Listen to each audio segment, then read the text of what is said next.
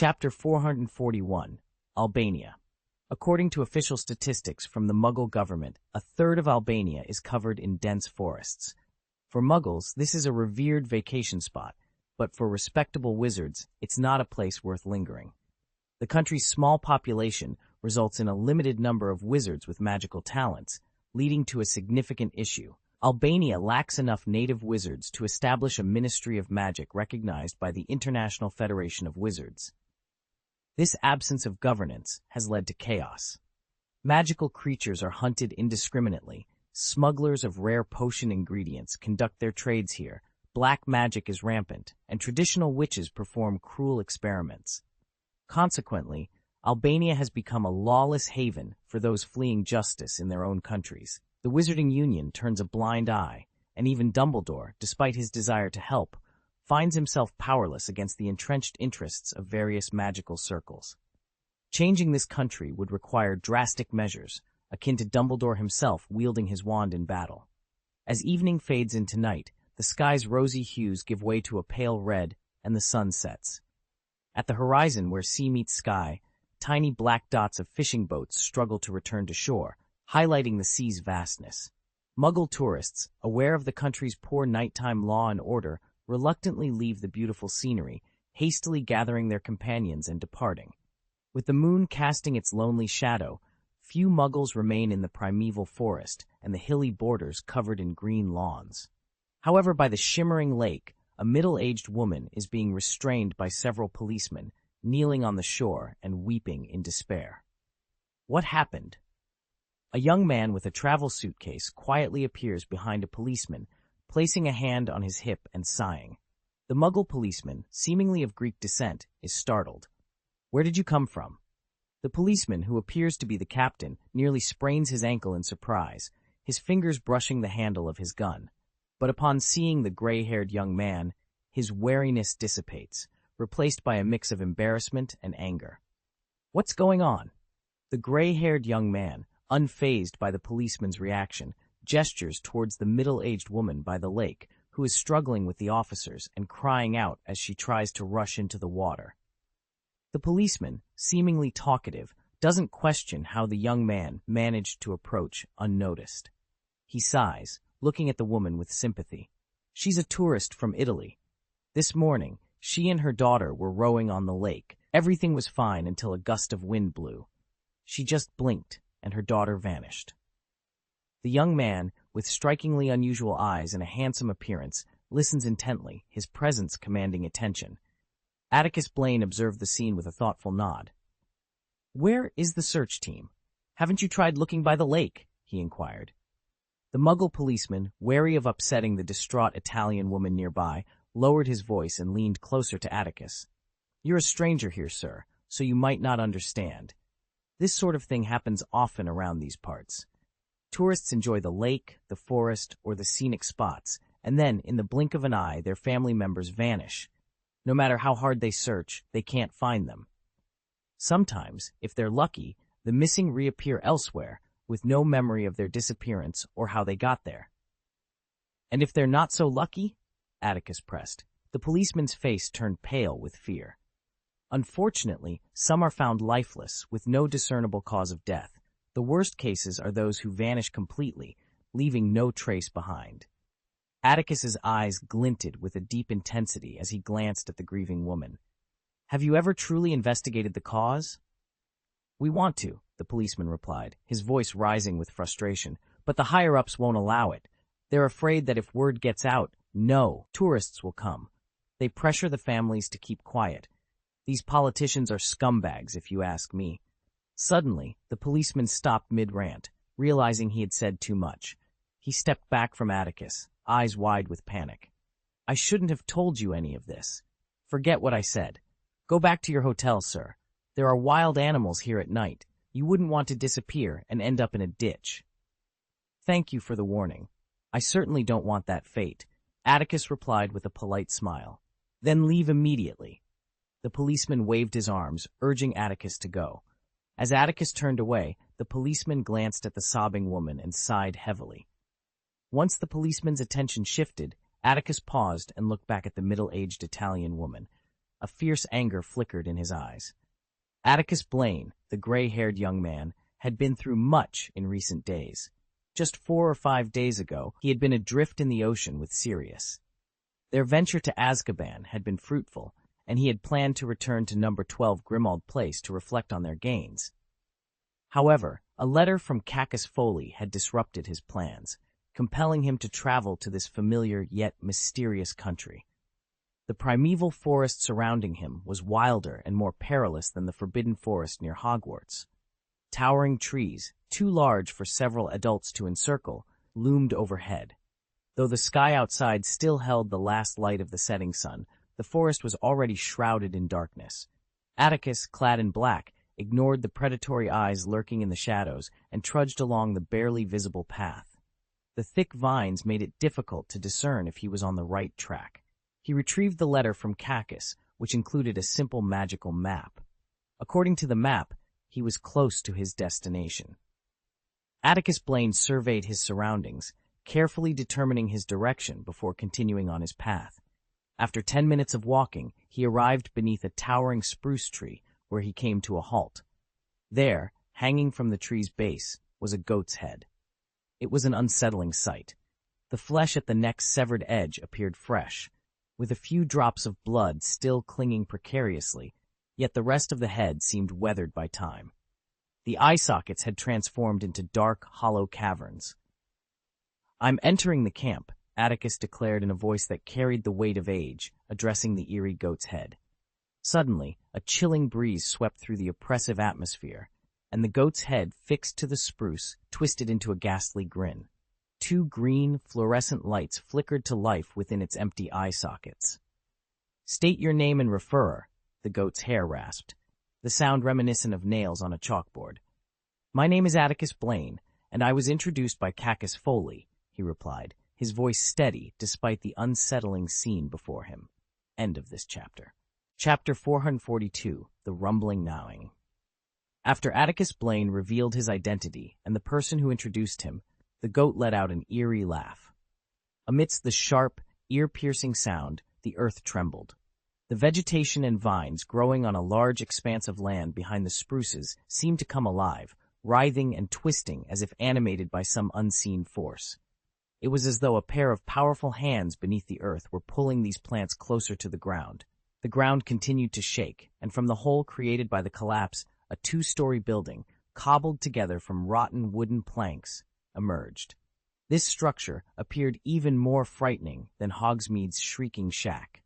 Behind the broken, oil-soaked windows, countless shadowy ghosts flitted by, and the faint howling of a female ghost could be heard. Rows of dried bats hung from the eaves of the decaying structure. On the gable of the wooden house, a pumpkin vine clung to the wall, producing a massive pumpkin. Sensing life approaching, the pumpkin slowly rotated 180 degrees in midair. Its surface split open to reveal a ferocious mouth and ghostly eyes facing Atticus Blaine. A crystal-clear liquid, resembling saliva, dripped from its jagged mouth. Atticus found the display rather dull, a mere attempt to scare children. He glanced at the pumpkin briefly before losing interest. He leaped over the spruce and walked forward slowly. Instead of opening the door, he approached a notice board erected beside it. "Home of the Soul Eater" was scrawled in blood at the top of the sign, which was covered in green mold. Below, dozens of tasks were posted. Most involved trading materials or hiring people to find valuable parts of magical creatures or precious potion ingredients in the dense primeval forest. There were also bounty orders, seeking help to hunt down enemies.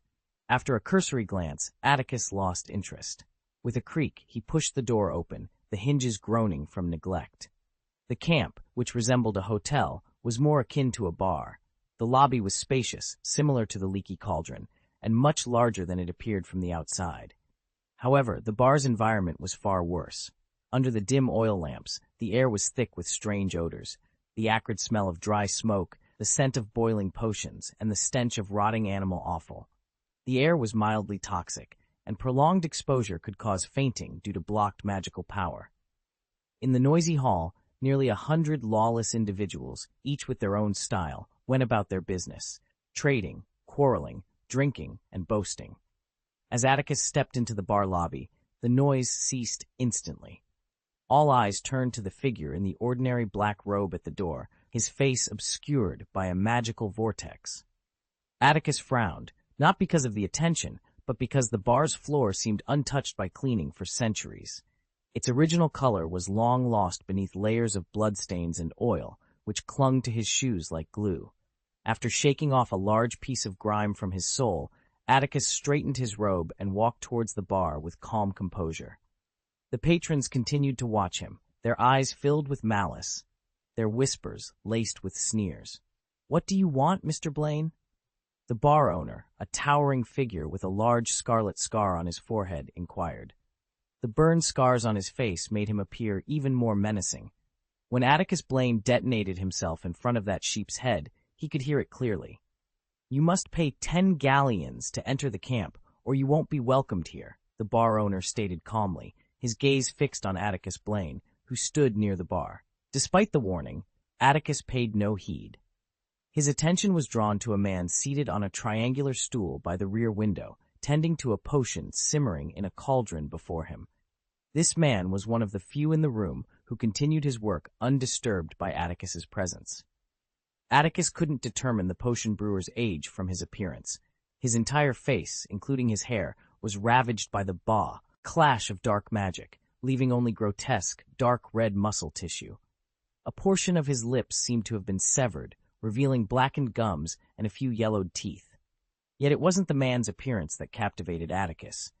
The potion he brewed shimmered with a mother-of-pearl luster, and steam rose from it in a mesmerizing spiral.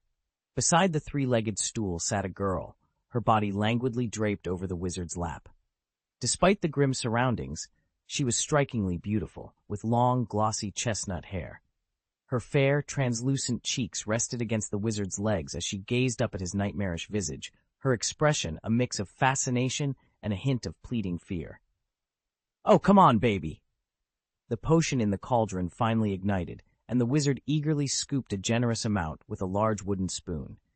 He sniffed it, smacked his lips in satisfaction, and then, with a wicked grin, poured it into the mouth of the girl, who possessed no magic of her own. The love potion took effect immediately, and the struggle in her eyes vanished. She clung to the wizard's leg, her voice filled with a fiery breath. The wizard chuckled, a sound full of self-satisfaction, as he tore one of the straps of her floral dress. Even in the dim light, her exposed skin was dazzling. He discarded the spoon, supporting her chin with one hand while his other hand moved to further expose her. "I advise you not to do that in front of me," Atticus interjected. In the underground world, staring at someone for too long was a blatant provocation, and the onlookers watched with interest, eager to see what would unfold. Only the bar owner seemed displeased by the scene. After Atticus spoke, he warned again. "I must remind you, Atticus Blaine, those who have tried to cause trouble here have all ended up as nutrients for pumpkins. Do you wish to share their fate?" The bar owner's stern warning did not deter Atticus. He approached the wizard with steady steps, his eyes fixed on the muggle girl's hair and eyebrows. Addressing the astonished wizard, he spoke calmly. "Otherwise, I'll screw your head off and hang it on a tree outside. Do you want to meddle in my business?" The wizard's eyes widened in surprise, but as he regained his composure, he prepared to respond. Atticus Blaine's voice dripped with ridicule and contempt, as if he were lecturing a novice wizard unfamiliar with the rules. "Do you really want to interfere in matters that aren't your concern?" The unsightly wizard withdrew his hand from the girl, stood up from his stool, and grinned. His voice, now openly mocking, questioned, "Who do you think you are? Oh, you're called Gold Viper, aren't you? I've heard that name before. You're somewhat known in the Nocturne Alley pit, but this is Albania. This is the House of Soul Eater. Your reputation might not carry much weight here. Look behind you, you naive fool with your misplaced sense of justice." The ugly wizard regarded Atticus Blaine with a mixture of pity and disdain. "I'll carve your brave yet foolish actions onto your skull and hang it at the gate as a warning to outsiders." End of this chapter. Chapter 443. Gin Viper tilted his head and glanced behind him, noticing a pair of playful eyes. The onlookers, eager for entertainment, stood up one by one, their faces full of mischief. It was clear who they would side with if things escalated. Typically, these ruthless individuals avoided meddling in local disputes, but Gin Viper was an outsider. His audacious breach of the Soul Eater family's rules demanded a lesson. If word got out, they would be mocked for not putting him in his place. For Foley's sake, Gold Viper, the tall bar owner said coldly, leave all the gold on you, and then you can leave here alive. The ugly wizard grinned triumphantly, not rushing to deal with the oblivious intruder. Instead, he grabbed the muggle girl by the hair, pulling her up from the ground. He then strangled her snow-white neck, forcing her to look at Gin Viper. There's an idiot here trying to take you away, baby. Are you willing to let him go? Don't want, the blinded girl murmured, her eyes still fixated on the wizard's repulsive face with a fanatical gaze. Oh, did you hear that? She doesn't want to leave with you. The ugly wizard chuckled, wrapping his arm around the girl's slender waist. Let's see the final fate of this fool.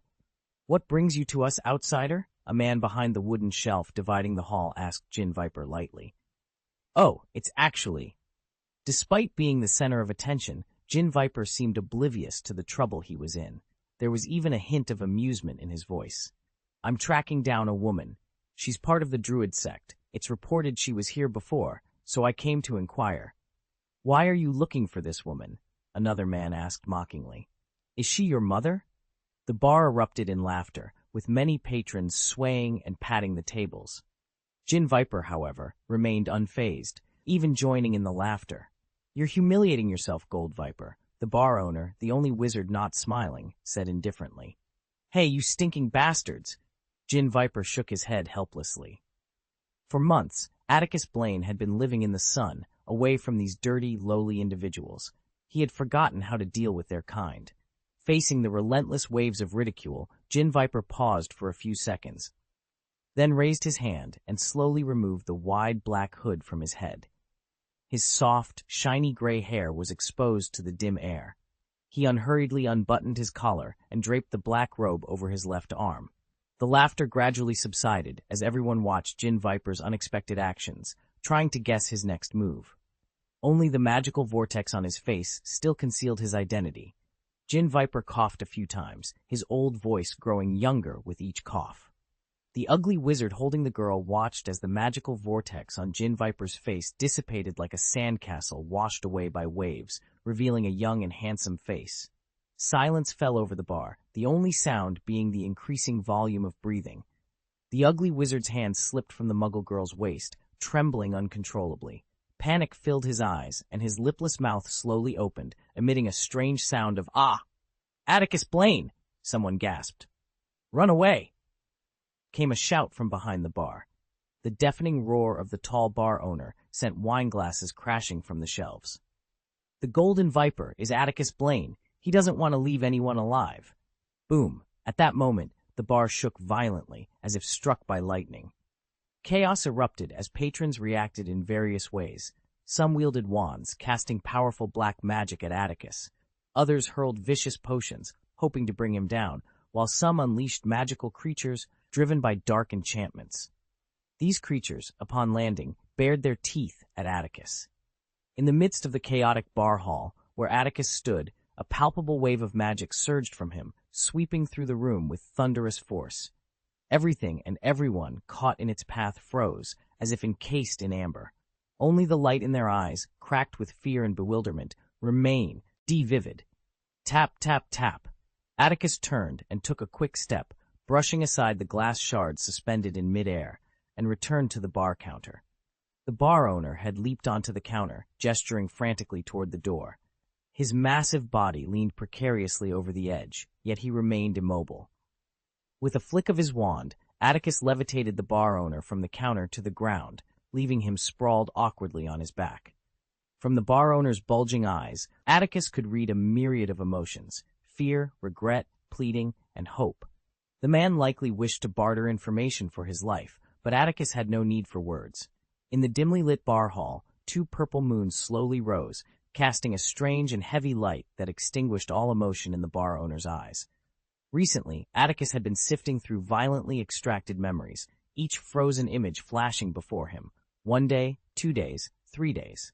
When the memories rewound to more than 10 days ago, Atticus's gaze sharpened, and the rapid flow of images slowed. A woman appeared at the Soul Eater's house, and it wasn't Vitia Creona.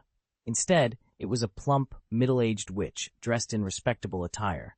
She seemed slightly dazed, as if unsure why she was there, but her fear was palpable upon seeing the room filled with demons and ghosts.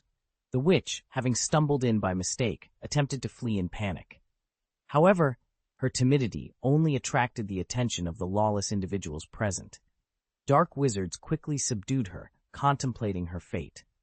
But then, from an inconspicuous corner of the bar, a cloaked wizard with a tightly wrapped turban suddenly stood. Before anyone could react, the wizard conjured a grapevine staff. In the emerald brilliance emanating from its tip, the cloak fell away, revealing a simple, elegant dress and long, soft emerald hair cascading from the turban.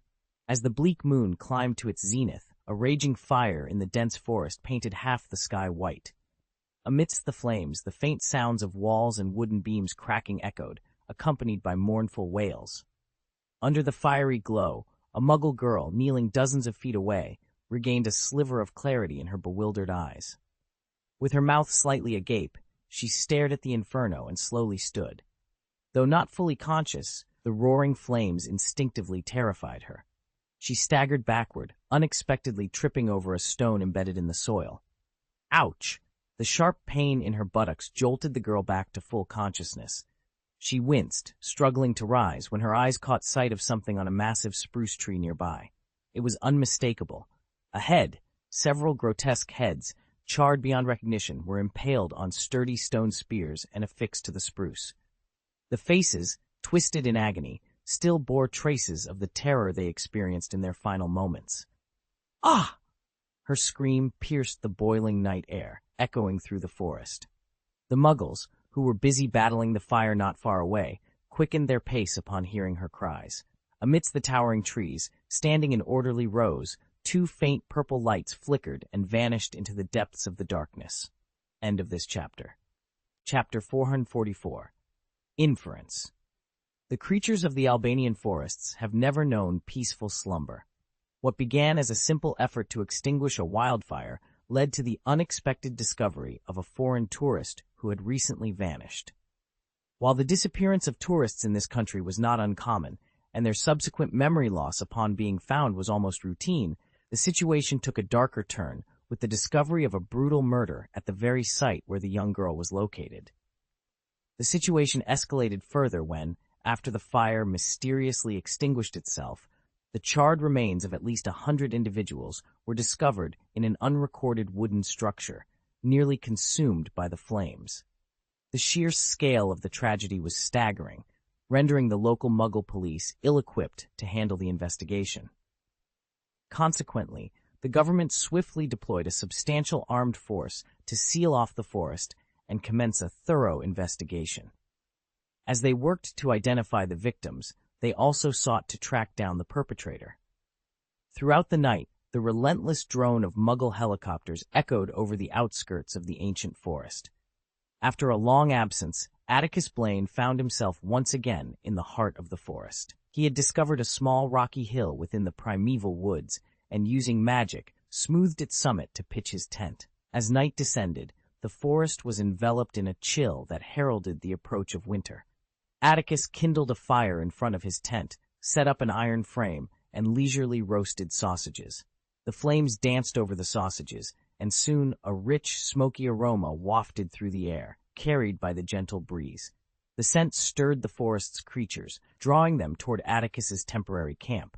However, they were thwarted by the protective magic encircling the area, their anxious whimpers unable to breach the barrier.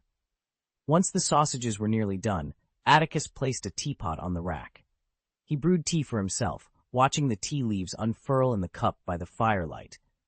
The fragrance of the tea mingled with the night air, gradually dispelling the ominous aura that had clung to him. There was no doubt in his mind that the woman he had glimpsed in the bar owner's memory was Vitia Creona. Though she had never revealed her true face, Atticus recognized the distinctive style of her grapevine wand, imbued with extraordinary mana and vitality.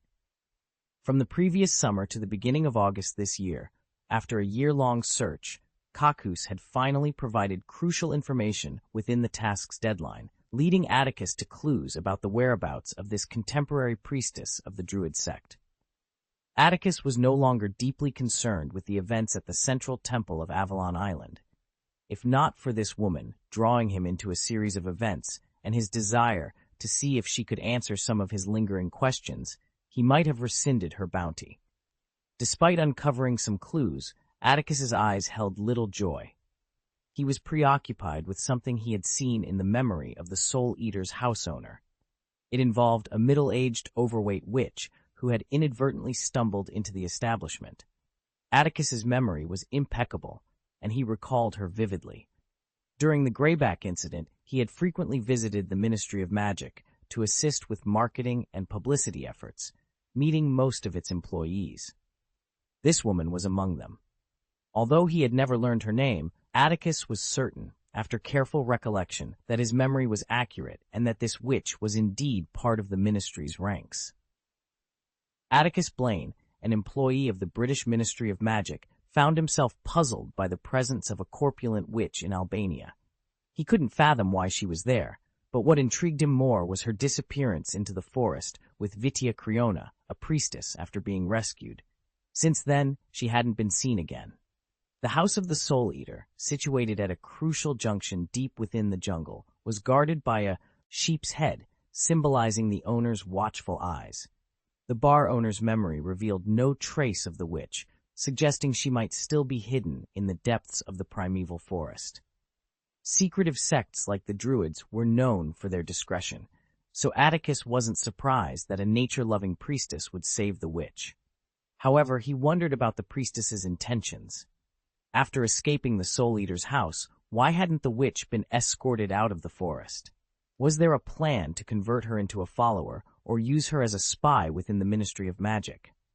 As Atticus savored a fragrant grilled sausage, he pondered these questions.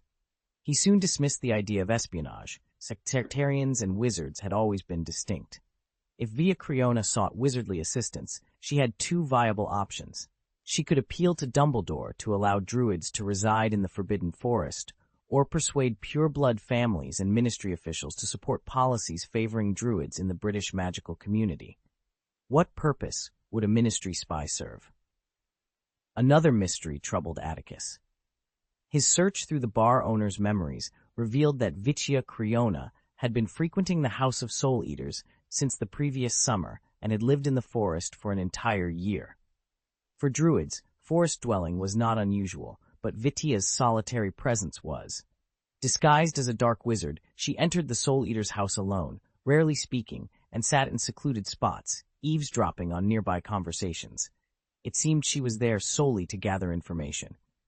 Atticus didn't doubt Vitia's dedication to her sect, but her solitary year in the Albanian forests was perplexing. Was she hiding from him? Did she fear punishment if discovered with her followers? It was possible, but something felt amiss. Atticus set aside the iron tongs, cradled a steaming teacup, and gazed into the forest's shadowy depths, beyond the reach of the firelight. Why had she chosen Albania, a haven for poachers and smugglers? The jungle was far from tranquil, teeming with criminals seeking valuable magical materials. Druids, who cherished nature, would naturally despise such activities. Why would Vitia risk exposure by living among those she loathed? As Atticus sipped his tea, his expression darkened. Rumors suggested that Voldemort, now a shadow of his former self, was hiding in this very forest. End of this chapter. Chapter 445, continuing the investigation. Early morning. The sun's rays, brimming with vitality, pierced through the dark green leaves, casting a mosaic of light and shadow on the dew-laden ground. This was the best moment of the day. Even the secluded primeval forest seemed alive with energy in the crisp air. The occasional birdsong, echoing from the treetops, only enhanced the forest's tranquility, making it feel even more secluded. A deep night's sleep had rejuvenated Atticus Blaine, erasing the exhaustion from his half-month ordeal at sea and the battle against Azkaban's defensive magic. His eyes sparkled with renewed vigor. After spending half an hour attending to hygiene, breakfast, and packing up his tent, Atticus surveyed his surroundings with a cautious gaze. He tapped his forehead with his wand, and as a cold, clear stream seemed to pour over him, his figure gradually vanished from the rocky mountain. The previous night, Atticus had ruthlessly dismantled a gathering of dark wizards in Albania. This act would undoubtedly cause a stir in the European underground world. The remaining dark wizards in the area might flee in fear, but they would likely regroup and seek revenge. This was almost certain. Each dark wizard he had vanquished had a mentor or ally who would not turn a blind eye to such a blood feud. The wizards from this region would not let him escape unscathed. Dark wizards, after all, were still wizards. The International Federation of Wizards would likely take notice and initiate an investigation. Atticus was unafraid of these repercussions. However, he knew the forest would soon be bustling with activity, and he needed to complete his investigation before the situation escalated. Tracking wizards through the woods was easier than tracking magical creatures. Magical creatures were part of the forest, which aided in concealing their presence. Wizards, on the other hand, left noticeable traces. Although experienced wizards knew how to hide, their attempts at concealment were often giveaways to true experts. 2 hours later, Atticus found himself deep in the woods. The term inaccessible hardly captured the isolation of this place. The towering trees, each nearly 100 feet tall, surrounded him, and the fallen leaves underfoot were astonishingly thick. Centuries of decayed leaves crumbled beneath his steps, causing the ground to ripple like waves. The air was thick with a toxic miasma and the scent of wine emanating from a large fruit tree he had passed earlier. The fallen fruits had accumulated over time, fermenting naturally into a peculiar fruit wine, forming a small, strange lake. Ordinarily, such a lake would attract a variety of forest creatures, yet curiously, Atticus saw no life around it, only the bones of small animals. He had been led to this place by peculiar tracks near the lake. On the soft, decaying ground, thick marks suggested the passage of a large python. Despite the towering plants, the area seemed sparse, with vegetation and vines struggling to survive under the nutrient-depriving canopy of the tall trees. The poisonous miasma that pervaded the air cast an eerie pall over everything in sight, as if ghosts were peering out from behind the faint mist. Atticus Blaine hovered above the ground, observing the chaotic and overlapping traces on the pile of decaying leaves below. It seemed he was nearing the python's lair, yet he hesitated to advance further. Instead, he paused before a towering redwood, lifting his gaze to the withered tips of its leaves. This sequoia, though not afflicted by disease, had inexplicably withered during a season of bloom, its life force utterly depleted. Such occurrences were not uncommon in this area. Atticus noted that many trees shared this fate.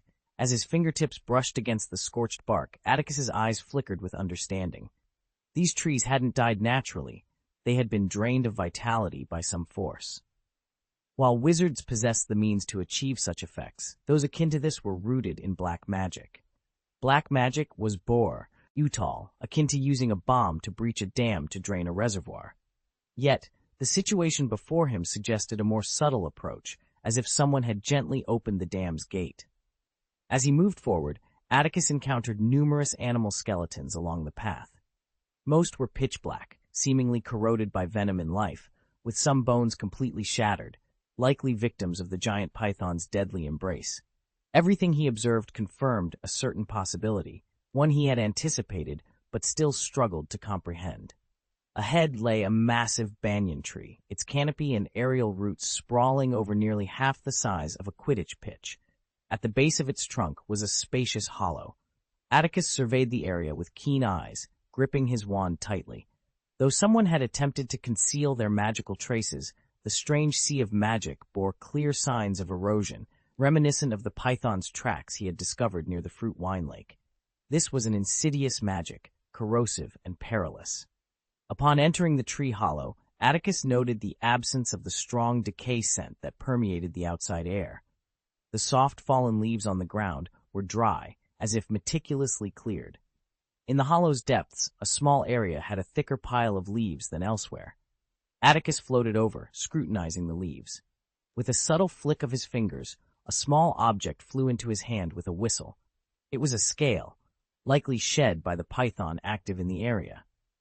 After examining it, Atticus pocketed the scale and continued his search. Soon, he discovered a small seedling at the hollow's center. This verdant sprout had barely emerged from the layers of fallen leaves, having only recently broken through the soil's blockade. After a moment's contemplation, Atticus waved his wand, conjuring a gentle breeze to clear the leaves from the seedling. As the soil was revealed, Atticus frowned. The nearby earth was darker and wetter than the outer ring, with an unsettling stickiness. He dipped his fingers into the soil, bringing it to his nose. The rancid odor made his heart sink. It was human flesh, seemingly corrupted and destroyed by magic. Was it the work of Vidia Corona or the British Ministry of Magic employee she had taken from the House of Soul Eater? This question didn't require much thought. Atticus Blaine already knew the answer. "Call," he murmured, brushing the dirt from his hands. Atticus exhaled deeply, his gaze fixed on the lingering light and shadows in the air. His expression was a mix of melancholy and confusion. "How did you two get involved?" he wondered aloud, his brows furrowed in contemplation. End of this chapter. Chapter 446. Approaching Atticus Blaine felt as if he had been transported back to the days of old, when he roamed across Europe to fulfill various commissions. Although the Albanian party had left no stone unturned, it didn't mean this journey was without purpose. On the contrary, he had gained much from it. The large tree hollow in the virgin forest was evidently the refuge of Voldemort, the dark wizard who had once terrorized the British magical world. For over a decade, Voldemort had hidden in that forest, but now he had vanished, his whereabouts unknown. Atticus wasn't particularly concerned about where Voldemort had gone, until he discovered and destroyed all of Voldemort's Horcruxes. Finding the dark wizard alive would be futile. Nevertheless, Atticus used the aura from the snake scales to track Voldemort's movements. He couldn't ignore what Voldemort was planning. In his previous conversation with Dumbledore, it was clear that Dumbledore was prepared to allow Voldemort to regain his powers. They had nearly concluded that Voldemort would target Harry. At this stage, Voldemort was likely plotting how to capture Harry. Atticus was more intrigued by why Vidia Corona, a woman he had encountered, was involved with Voldemort. Despite his past troubles with her, Atticus knew that this druid priestess was not inherently evil. Her beliefs suggested she was a kind person, well regarded by others.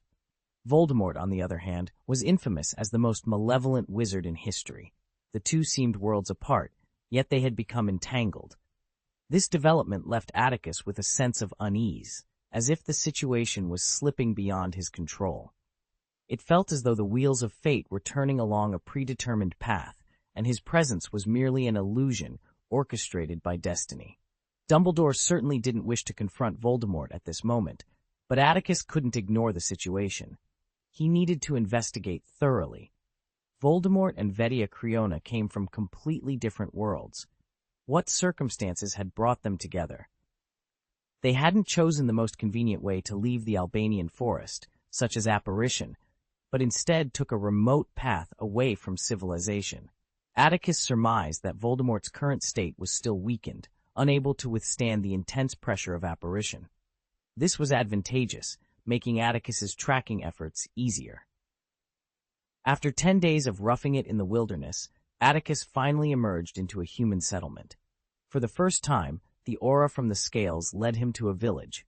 This village, nestled among hills and surrounded by vast farmlands, had a small, winding path leading to a town over 10 miles away. The sunset painted the sky in hues of red, and the sun dipped toward the horizon. Standing on elevated ground, Atticus gazed toward the tallest mountain in the vicinity, where the outlines of old-style buildings could be faintly discerned. It was Little Hangleton Village. At the village entrance, a rusty sign bore the name of the place. As Atticus stood there contemplating the sign, a farm machine rumbled down the road behind him, its engine roaring and horn blaring. Startled, Atticus turned, offering an apologetic smile to the farmer in the driver's seat before stepping aside. Darkness was falling, and it was time for dinner.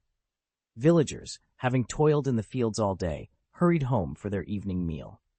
They chatted animatedly in the fading light, their laughter echoing through the air of places, but I've never encountered a village quite like this one. Is there something going on here that I should know about? Atticus Blaine had barely set foot in the village when he sensed something was amiss.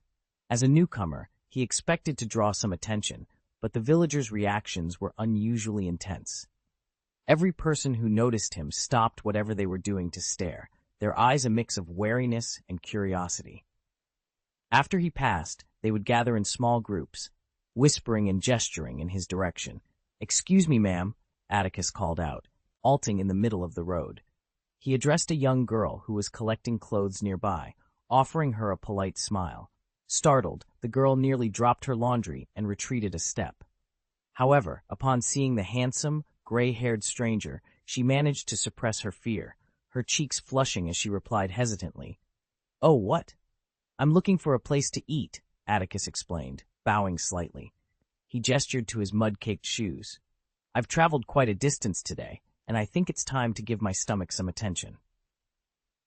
The girl blinked, taking a moment to process his request. Clutching her chest, she pointed down the road, her voice a bit breathless. "There's a tavern called the Hangman's Tavern. They serve food and drinks for travelers." 10 minutes later, Atticus found himself standing before the village's sole tavern. It was a dusty establishment, sparsely populated, with a few inebriated men muttering incoherently near the bar. As he entered, their drunken stupor seemed to lift, and they eyed him with suspicion. "Welcome," the tavern owner greeted him, his tone flat and devoid of warmth. The man had a sparse head of hair and seemed as uninterested in Atticus as his patrons were wary. "What can I get for you, sir?" Feigning ignorance of the cautious glances, Atticus dusted himself off and sighed. "Honestly, I'd love something to eat, and if you happen to have Ogden's Old Fire whiskey, I wouldn't mind a glass or two." The mention of the whiskey drew blank stares from the owner and his regulars. Atticus chuckled, waving off their confusion. "Never mind that. Just something to eat, please." In short order, the owner returned with 2 ham sandwiches on a chipped plate. "Take your time," he said, before retreating to the bar. Atticus, aware of the eyes still fixed on him, focused on his meal. He ate with such gusto that he nearly choked on the second sandwich, coughing until his face turned red. "Sorry about that," he said, patting his chest and signaling for a drink. The sweet wine soothed his throat, and he glanced around the room, noting the guarded expressions of the patrons. With a wry smile, he addressed the owner again. "Mind if I ask you something, sir?" The owner's hand clenched into a fist on the bar, his response cautious. "What is it?" "Just a quick question," Atticus said, shrugging. "I've traveled to many places, but I've never encountered a village quite like this one. Is there something going on here that I should know about? There are many places in the world, but there's nothing quite like Little Hangleton Village. Is it customary here to be so wary of outsiders?" Atticus Blaine inquired. Before the bar owner could respond, one of the patrons seated nearby spoke up candidly. "It's because of Old Frank." The bar owner quickly shot the speaker a warning glance. "Old Frank?" Atticus's smile grew even warmer. "Why is everyone so reluctant to talk about Mr. Frank? I apologize. I've been out in the field for so long that I've forgotten my manners. Bartender, please serve a glass of sherry to each of these kind gentlemen. Put it on my tab." End of this chapter. Chapter 447. 10 minutes later, Atticus Blaine found himself seated at a table with the local villagers in the tavern. Before him lay a collection of empty wine glasses, evidence of the evening's indulgence. "So that's how it is," Atticus remarked, wiping a trace of liqueur from the corner of his mouth with a napkin. "You folks are suspicious of me because Old Frank's death remains a mystery, and the police have advised you to be cautious of strangers lingering in the village. Who would have expected such a thing?" Dot, the eldest among them with a head full of gray hair, sighed deeply. "Just the afternoon before his accident, I saw him tending to his garden. I never imagined it would be the last time. Frank didn't have much happiness in his life, did he?" "Yes, poor old chap," another villager chimed in. Perhaps it was the generous amount of money Atticus had spent on drinks, but the bar owner now saw Atticus's youthful face as far removed from that of a murderer. "Old Frank served on the battlefield in his youth, for our sake." "Is it possible?" Atticus maintained a posture of attentive listening. As the group mourned Frank, a man often overlooked in life but pitied in death, Atticus interjected thoughtfully. "Could it have been a natural death? I mean, old Mr. Frank was quite elderly, wasn't he?" Atticus's question cast a hush over the tavern.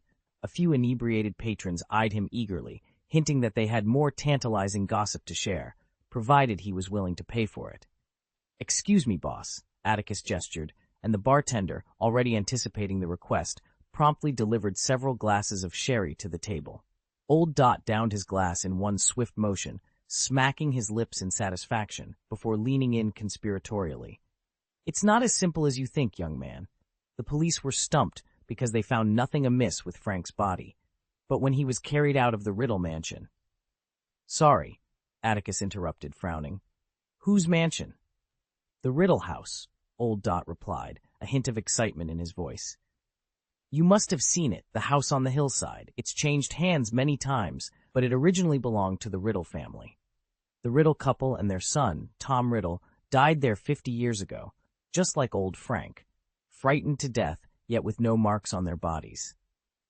"The police still remember that case," another villager added. "That's why they suspect Frank's death was murder," Atticus mused, taking a sip of his wine and nodding thoughtfully. "You missed one thing," interjected one of the other drinkers, eager to share more. "When the Riddle family died, old Frank was the only one left alive in that house. The police thought he was the murderer, but Frank insisted on his innocence. He claimed that on the day of the incident, he saw a little boy near the house, but no one else in the village ever saw him. The police dismissed it as a fabrication." The villagers debated the existence of this mysterious boy, speculating whether he could have been the Riddle family's killer or if he had returned years later to claim old Frank's life. Atticus, though maintaining a polite smile, listened with a detached air. He hadn't anticipated that Voldemort would traverse mountains and rivers only to hide in his hometown. It was clear to him that the old owner of the house on the hill had met his end at the hands of Tom Riddle, known to the world as Voldemort. Like Atticus, Voldemort had grown up in an orphanage, but upon discovering his father's family, he had not. Atticus Blaine recognized the faces, yet he dispatched them with cold precision. He didn't dwell on the tangled web of love and hatred that might have existed between them.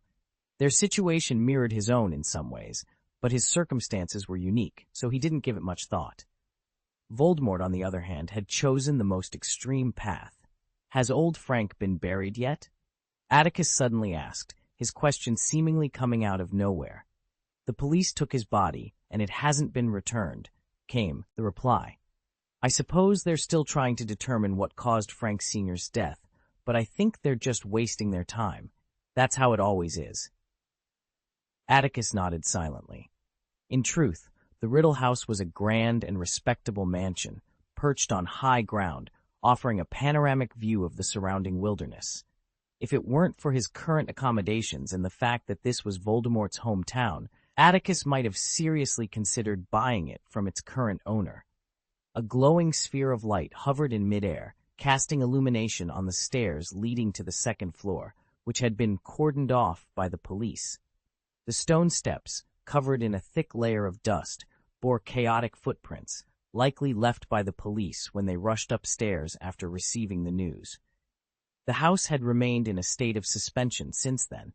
Atticus raised the floating light higher and leaped over the police barricade, accelerating swiftly to the second floor.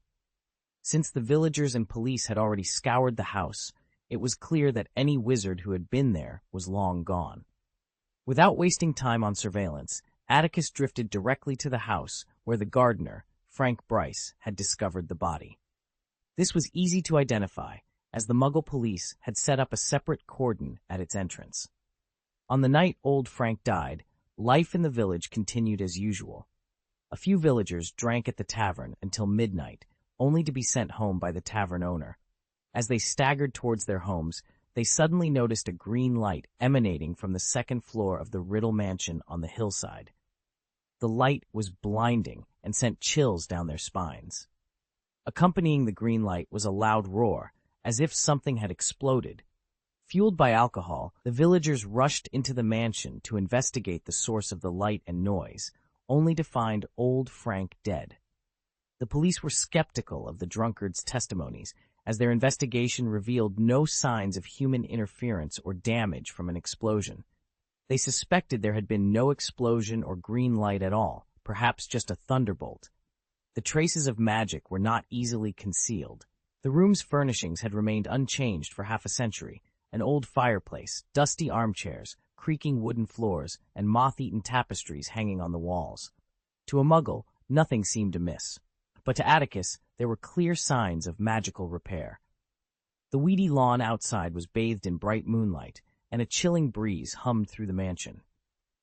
Atticus drew his wand and traced a complex, mysterious pattern in the air. In the darkness, delicate particles of light appeared, exuding an extraordinary brilliance. They gradually formed an orderly image as Atticus's wand danced.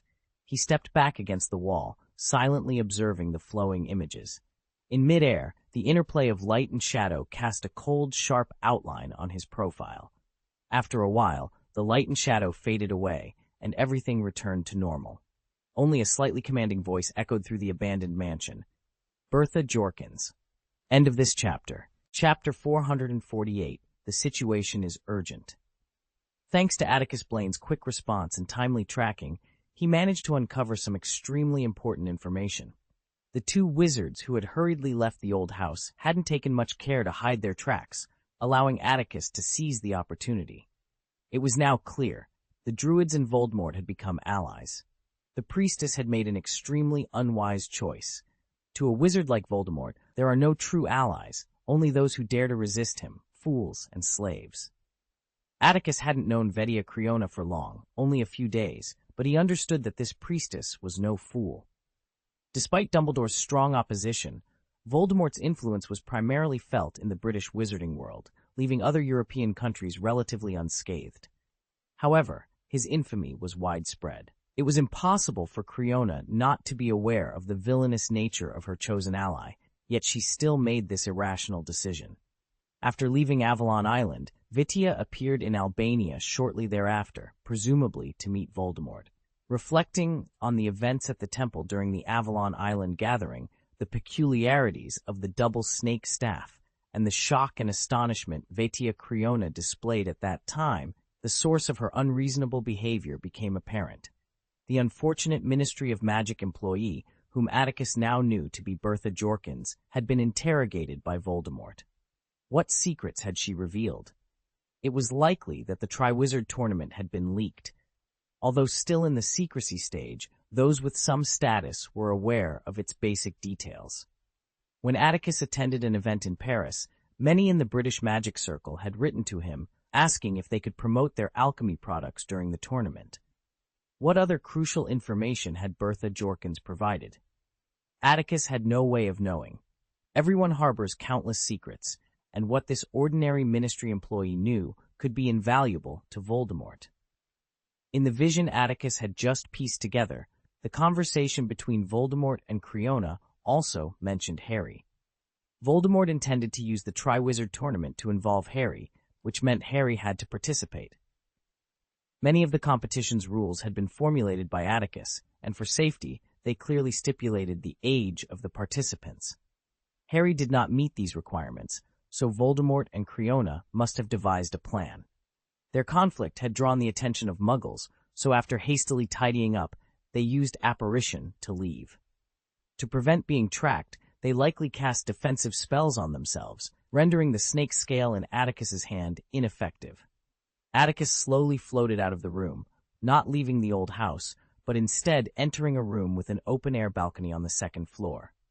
Bathed in moonlight, he gazed at the boundless wilderness under the starry sky, contemplating his next move. Dumbledore had hoped Atticus would exercise restraint in the coming year, aiming to expose Voldemort from the shadows. Harry was willing to take some risks for this cause. Atticus knew he had to prepare for what lay ahead, hold back and watch. The night wind suddenly howled violently, and the light in Atticus Blaine's eyes was as deep as the night itself. It was acceptable to stand by and observe, but everything had to remain within his sight. Suddenly, amidst the whistling wind, a familiar chirping sound reached Atticus's ears. It was the call of an owl he knew well, belonging to Cacus Foley. Unfolding the letter, Atticus found only one sentence written on it. "Dear Mr. Blaine, the situation is urgent. Please leave immediately upon receiving this letter, and return to London to meet me face to face. Yours faithfully, Cacus Foley. 16 hours later, Atticus returned to London and met Cacus Foley in Diagon Alley. Surprisingly, Cacus wasn't in the underground world, but was instead pacing anxiously at the entrance of Nocturne Alley. Atticus had known Cacus for years and had never seen him in such a state of panic. "Cacus!" Atticus called out. Now a well-known figure in the wizarding world, Atticus always attracted attention wherever he went, so he had to disguise himself with a cloak from afar. Cacus, hearing the shout, was momentarily stunned. However, upon noticing the distinctive golden snake on Atticus's collar, his anxious expression turned to one of relief and surprise. The entrance to Nocturne Alley was near Gringotts, and despite the late hour, people were still coming and going. With sweat dripping from his forehead, Cacus pulled Atticus into Nocturne Alley. After hurrying a short distance, they stopped in a secluded alley. "May I trouble you to remove the disguise, Mr. Goldviper?" Cacus requested. It was clear that something significant was at stake. Otherwise, Cacus wouldn't have dared to make such a request. While contemplating, Atticus lifted his hood and removed the magical camouflage from his face. Once Cacus confirmed there was no issue with the face behind the magical disguise, he sighed in relief, then gritted his teeth. "Don't tell me that the incident at the Soul Eater's camp has nothing to do with you, Mr. Blaine," Cacus exclaimed. "You called me back in such a hurry just to ask if I killed those scumbags?" Atticus replied, his eyes narrowing. "Oh no, of course not," Cacus stammered, catching his breath. "It's an urgent matter. I just found out, and after thinking it over, I'm afraid only you can resolve it. Please allow me to be brief." After ensuring no one was around, Cacus spoke urgently under Atticus's stern gaze. "Well, Mr. Blaine, half a month ago, Lucius Malfoy approached me, which was surprising. We all know Lucius is eager to convince some people that he's severed ties with his unsavory past, so he's avoided dealing with people like me for years." Foley was an excellent broker with a solid reputation, and revealing the details of a client's task and identity would severely damage his standing. Yet, here he was, breaking the rules. I immediately sensed something was amiss, so I made some modifications to the power of attorney contract. This allowed me to bypass limitations I couldn't overcome in previous missions. For instance, I could inquire about Malfoy's true intentions or, as I am now, disclose the details of the task to others. Malfoy isn't from our industry, so he didn't notice my little trick. "What exactly did he do?" Atticus asked, frowning deeply. Cacus took a deep breath. "Lucius gave me a large sum of gold and instructed me to recruit individuals who were both skilled and loyal enough to carry out his orders. He hadn't disclosed their mission until yesterday afternoon, when he gathered everyone in a secret house under the Malfoy family name. He asked. They planned to disguise themselves as Death Eaters and launch a terrorist attack on Mr. Blaine at the Quidditch World Cup, where thousands of wizards from around the world would be gathered." Atticus Blaine felt a chill run through his heart as he demanded urgently, "When does the World Cup start?" With a pale face and a trembling voice, Cacus replied, "It's happening now. Wishing you all a joyful Tanabata." End of this chapter. Chapter 449, The Visit. The last day of July arrived with an oppressive heat that had persisted for the past 2 weeks, reaching its zenith today. The relentless sun caused the delicate raspberries in the garden of No. 4, Privet Drive, to droop lifelessly, while the once vibrant green grass had turned a scorched yellow. The road outside the garden remained as pristine as ever, though the air shimmered with heat, distorting the view. Harry, though he hadn't glanced in a mirror, felt as wilted as the flowers in the Dursleys' garden. It wasn't just the blazing sun that kept him awake until nearly 6 in the morning. There was another reason he couldn't quite articulate. Today was his birthday. For the first 11 years of his life, before Hogwarts, this day held little significance. The Dursleys never celebrated it, and often, to make him feel worse, they would assign him extra chores. However, since attending Hogwarts, birthdays had taken on a new meaning. Ron, Hermione, and Hagrid always remembered and prepared thoughtful gifts for him. This year, the cake and presents had arrived early and were safely tucked away beneath a loose floorboard in his room. This birthday was particularly special because earlier this year, something he had longed for over 14 years had finally come true. he had a real family. Just days ago, Sirius, who had been absent for over a month, sent a letter promising to come to Privet Drive before the end of July to take him away. Harry had been eagerly anticipating this moment, dreaming of celebrating his 14th birthday with Sirius and the Weasleys. Yet, to his disappointment, there was still no sign of Sirius. Despite his emotional conviction that his godfather wouldn't break his promise, Harry couldn't help but feel a bit disheartened. The hour hand on the alarm clock by his bedside hovered between 11 and 12, signaling lunchtime. Uncle Vernon hadn't bellowed for him to come down and eat, but Harry knew that if he didn't appear within 10 minutes, Aunt Petunia would quietly bring a lunch to his door, knock gently, and then scurry away. With a sigh, Harry surveyed his messy room before trudging out. If his godfather was delayed by something urgent, Harry at least didn't want to remain invisible and silent in the house. As he descended the stairs, he found the three Dursleys already gathered in the dining room. Uncle Vernon's large, ruddy face was obscured by the morning's Daily Mail, while Aunt Petunia was busy serving lunch. She placed half of the bacon and sausages on Harry's exclusive plate, a new rule since the start of summer vacation. The remaining half was divided, with 2/3 on one plate and the final third split between two others. Dudley, who had been eyeing the portions with a mix of longing and resentment, knew exactly which plate was his. His face was sullen, and he seemed to occupy more space than usual. "This isn't fair," he finally shouted, unable to contain his frustration as Aunt Petunia set the food down. "You always give him the most." "Oh, dear little darling." Aunt Petunia's lips quivered as she spoke. "It's not because.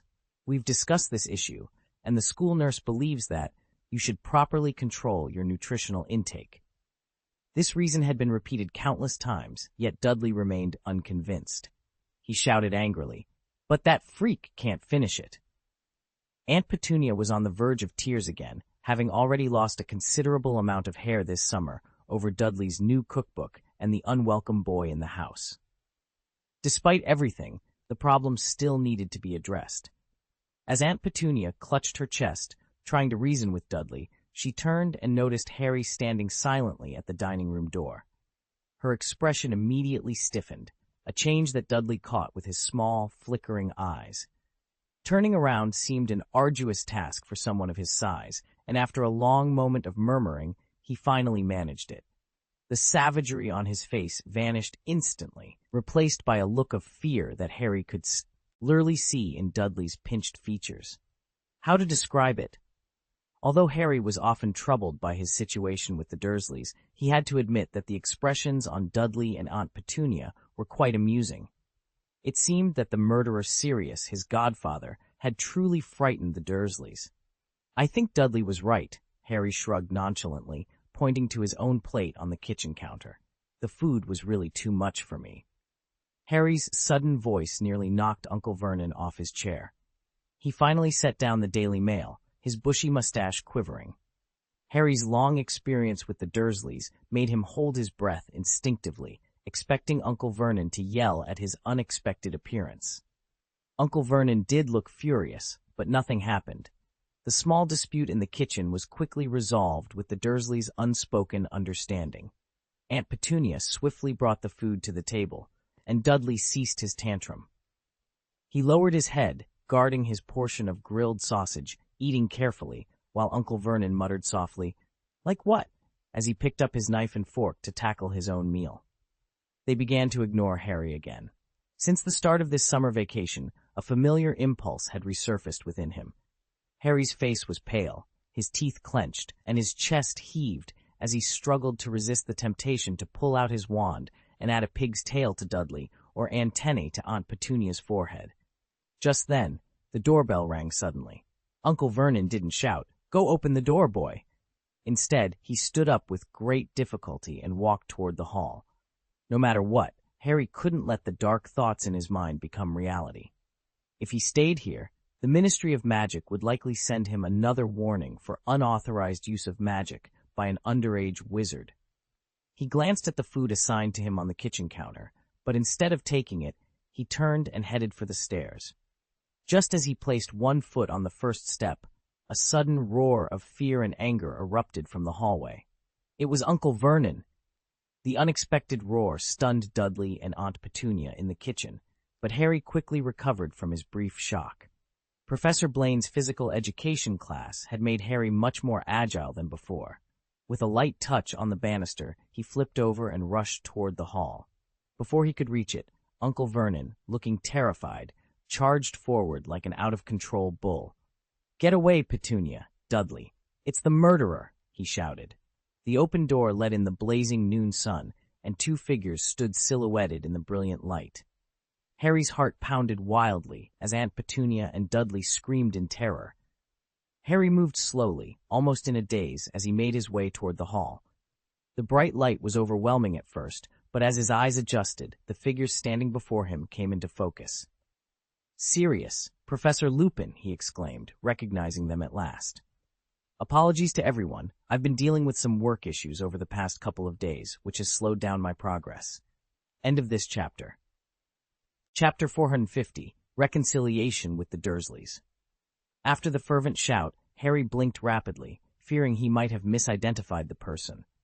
But he quickly dismissed this ridiculous notion and rushed forward, taking 3 steps at a time. Sirius looked well, though his skin was noticeably darker and rougher than it had been a month ago. In contrast, Professor Lupin, standing beside him, appeared paler, likely due to his extended stay at St. Mungo's, which had kept him indoors for nearly half a year. Despite this, Lupin's eyes shone brightly. "Phew, you're really here.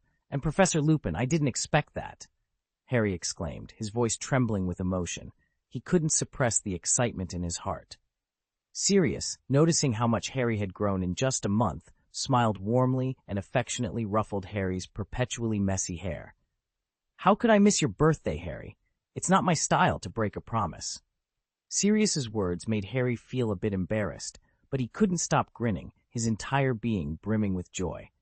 "That being said, Harry," Professor Lupin's voice was as gentle as ever, always considerate of others' feelings.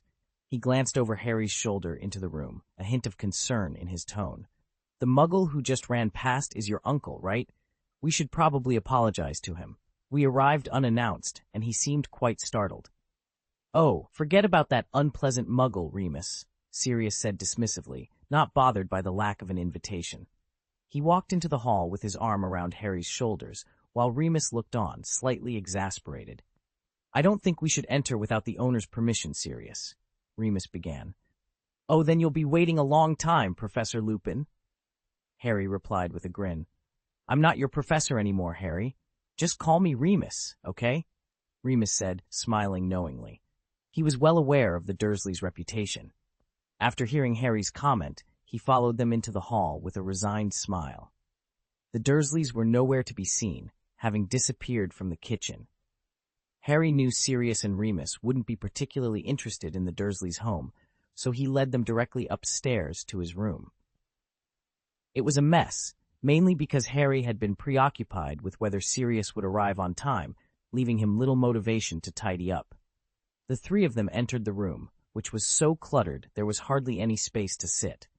Sirius didn't mind at all. He perched on Harry's desk, watching Harry hurriedly pack with a broad smile. Fortunately, Remus was more considerate. With a wave of his wand, he began organizing the magical items and clothes scattered around the room, neatly closing the open boxes. "Oh, I wish I could use magic during the summer," Harry said with a hint of resentment. But he quickly set this aside and looked eagerly at Sirius. "Tell me about your adventure with Atticus Blaine, Sirius. Where did you go?" "Oh, this." Sirius glanced around the now tidy room, clicking his tongue in mild dissatisfaction, but he didn't voice any complaints. At Harry's question, he raised his eyebrows and smiled. "How should I put it? It was thrilling, Harry. I can't divulge everything we went through. I promised Atticus to keep it a secret, but I can tell you it was an adventure like no other. Seeing Hogwarts Castle for the first time pales in comparison." "What on earth happened?" Harry, intrigued by anything involving Atticus Blaine, ignored Sirius's reluctance and pressed on eagerly. "Just stop asking," Sirius replied with a teasing grin. "Harry." Remus picked up the charms paper that Harry had dropped on the floor. He glanced at it twice, frowning slightly, but said nothing as he let the summer homework drift into the box. I've asked Sirius several times, but he refuses to say anything. To be honest, Padfoot, I'm very curious about what method Atticus used to keep you silent. You weren't exactly known for keeping secrets back in school. Don't try to provoke me into saying it, Mooney, Sirius replied with a grin. Now Atticus's temper. He allowed me to tell the story of this adventure, but not now. If I spill the beans now, he'll definitely come after your and Harry's memories. Yes, Remus couldn't help but smile. He's certainly capable of that. Last summer, Harry had followed Professor Blaine into the underground world deep within Nocturne Alley. Most of the wizards there were far from respectable, yet Professor Blaine navigated the area with ease. Harry wasn't naive enough to think that Professor Blaine was merely asking for help. Hermione had also followed the rules, and the thought of knowing a secret he shouldn't made Harry shrink back, not daring to ask further questions. I thought Professor Blaine was coming with you, Sirius, Harry said, hoping that Professor Blaine, a wizard he felt close to, would appear on Privet Drive again. Professor Blaine's presence was particularly impactful. His influence on the Dursleys extended beyond his being a wizard. If he could speak to them, they might treat Harry better. Because of your injury, Sirius began, but abruptly stopped, realizing it was unwise to discuss Voldemort-related topics in a Muggle house. He planned to visit you, Harry, but urgent business called him away when we reached shore. I wanted to invite him to the World Cup with us, but he's not very interested in such events. In a sense, Remus said, scanning Harry's room, Atticus is a pure wizard. He loves the mystery of magic itself, which is one reason he's achieved so much at his age. After ensuring nothing was left behind, Remus looked at Harry with a gentle smile. We're heading to Arthur's house now. We can't use the Flu network, and apparating is a bit of a struggle for me, so we'll take the night bus. I hope you don't mind traveling this way, Harry. Oh, I'd rather walk there if I could, Harry replied wryly, making Remus chuckle. Remus made Harry's trunk float automatically, while Harry carried Hedwig's cage and the three of them headed downstairs. Wait, Harry's mind was preoccupied with leaving Privet Drive and going to the Weasleys' house when Sirius, who was behind them, suddenly stopped and yelped as he passed the stairs. What's the matter, Sirius? Remus asked, alert. Sirius snorted contemptuously. With the other two watching, he pulled his wand from his sleeve and waved it lightly at the cupboard under the stairs. With a whoosh, the cupboard door flew open, and to Harry's astonishment, the Dursleys, who had been absent for some time, tumbled out. This cupboard had once been Harry's residence, and he knew well how cramped it was. It was unimaginable that Uncle Vernon and Dudley could fit inside. Dudley, terrified, tried to stand but failed, while Aunt Petunia immediately threw herself over him, whimpering softly, her eyes brimming with frightened tears. Get out of my house immediately, or I'll blow your head off, Uncle Vernon shouted, surprisingly defiant. Despite the fear causing the fat on his face to tremble, he raised his double-barreled shotgun. Hagrid once destroyed it, and now it was aimed at Sirius, who roared in defiance. Ignoring Remus's warning and Uncle Vernon's threats, Sirius leaned into the stairwell for a better look. When he pulled back, his face, weathered by sun and wind, appeared even darker with anger. No, Sirius. Even Harry could sense that Sirius was on the verge of teaching the Dursleys a lesson. With urgency, he shouted, leaving Hedwig behind as he rushed forward to grab Sirius's arm. Atticus told me they kept you in that cupboard for years. Sirius glared at the Dursleys with furious gray eyes and snapped. If you want, Harry, I'll make them live in the cupboard for a few days too. Don't do anything rash. Sirius. Remus's voice was stern. Do you want to end up back in Azkaban? I don't care, Sirius shouted, scratching his neck in frustration. Uncle Vernon, seeing the thin wand pointed at him, began to sweat profusely. His thick arms seemed to wilt like willow branches, and the shotgun he held clattered to the ground. Please, Sirius, don't. Harry pleaded again, glancing at Aunt Petunia, who was shielding Dudley, and Uncle Vernon, who was trembling. His green eyes were filled with compassion. It's all in the past, Sirius, Harry panted. Since you last spoke to them, they've been good to me this summer. Really, I swear they've changed. Uncle Vernon's face froze, and even Aunt Petunia, who had closed her eyes in fear, opened them in disbelief. It was clear she couldn't fathom that Harry would defend them. Really? Harry's words seemed to have an effect. Sirius's raised arm relaxed, and he slowly lowered his wand, eyeing Harry with suspicion. I promise you, Harry assured him confidently. So, Harry gently pulled Sirius behind him and attempted a smile at the stunned Dursleys. See you next year, and Uncle Vernon, Aunt Petunia, and Dudley, I wish you all a happy life. End of this chapter. Chapter 451, The Burrow. Harry tumbled off the night bus, his heart still racing from the wild ride. To meet their request to reach St. Catchpole Village before dinner, the night bus driver, Mr. Ern Pullen, had driven at breakneck speed. Stan Shunpike, the acne-covered conductor, had even let several passengers off mid-journey through the window just to accommodate Harry's needs. Goodbye, Mr. Potter, Stan called out eagerly, his head poking out from the window as the bus vanished into thin air with a rustle. No way, Harry gasped, still bent over and panting. This is definitely the last time I ride the night bus. Don't speak too soon, young man, Sirius Black chuckled, placing a reassuring hand on Harry's shoulder. Apparition isn't much better than the wizarding bus. Sirius and Remus Lupin, who had accompanied Harry, seemed far less disheveled. As Harry caught his breath, he realized they were standing on a country road. To the left, the road led to a quaint village surrounded by farmland and swampland, with low buildings and a mountain silhouetted against the setting sun. To the right, the path wound towards a crooked, multi-story building, the Burrow, home to his best friend, Ron Weasley. Despite the harrowing bus ride, the sight of the tower's skewed silhouette in the pink-gold sunlight lifted Harry's spirits. Here, he would find Ron and Mrs. Weasley, whose cooking surpassed anyone else's he knew. Come on, Harry, Remus said, placing a hand on Harry's other shoulder. The sunset cast a warm glow on his pale skin, making him look healthier. Your friends are dying to see you. Harry released Hedwig from her cage, watching as she soared into the open sky. Together, they began walking towards the Burrow.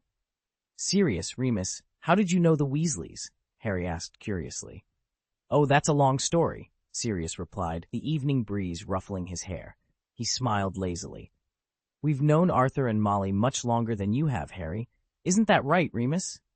Indeed, it was before you were born, Remus nodded, adjusting the collar of his brand-new wizard robe.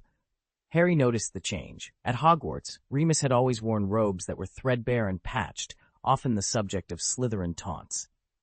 Back then, Voldemort hadn't fallen. There weren't many who dared to stand against the darkest wizard of our time.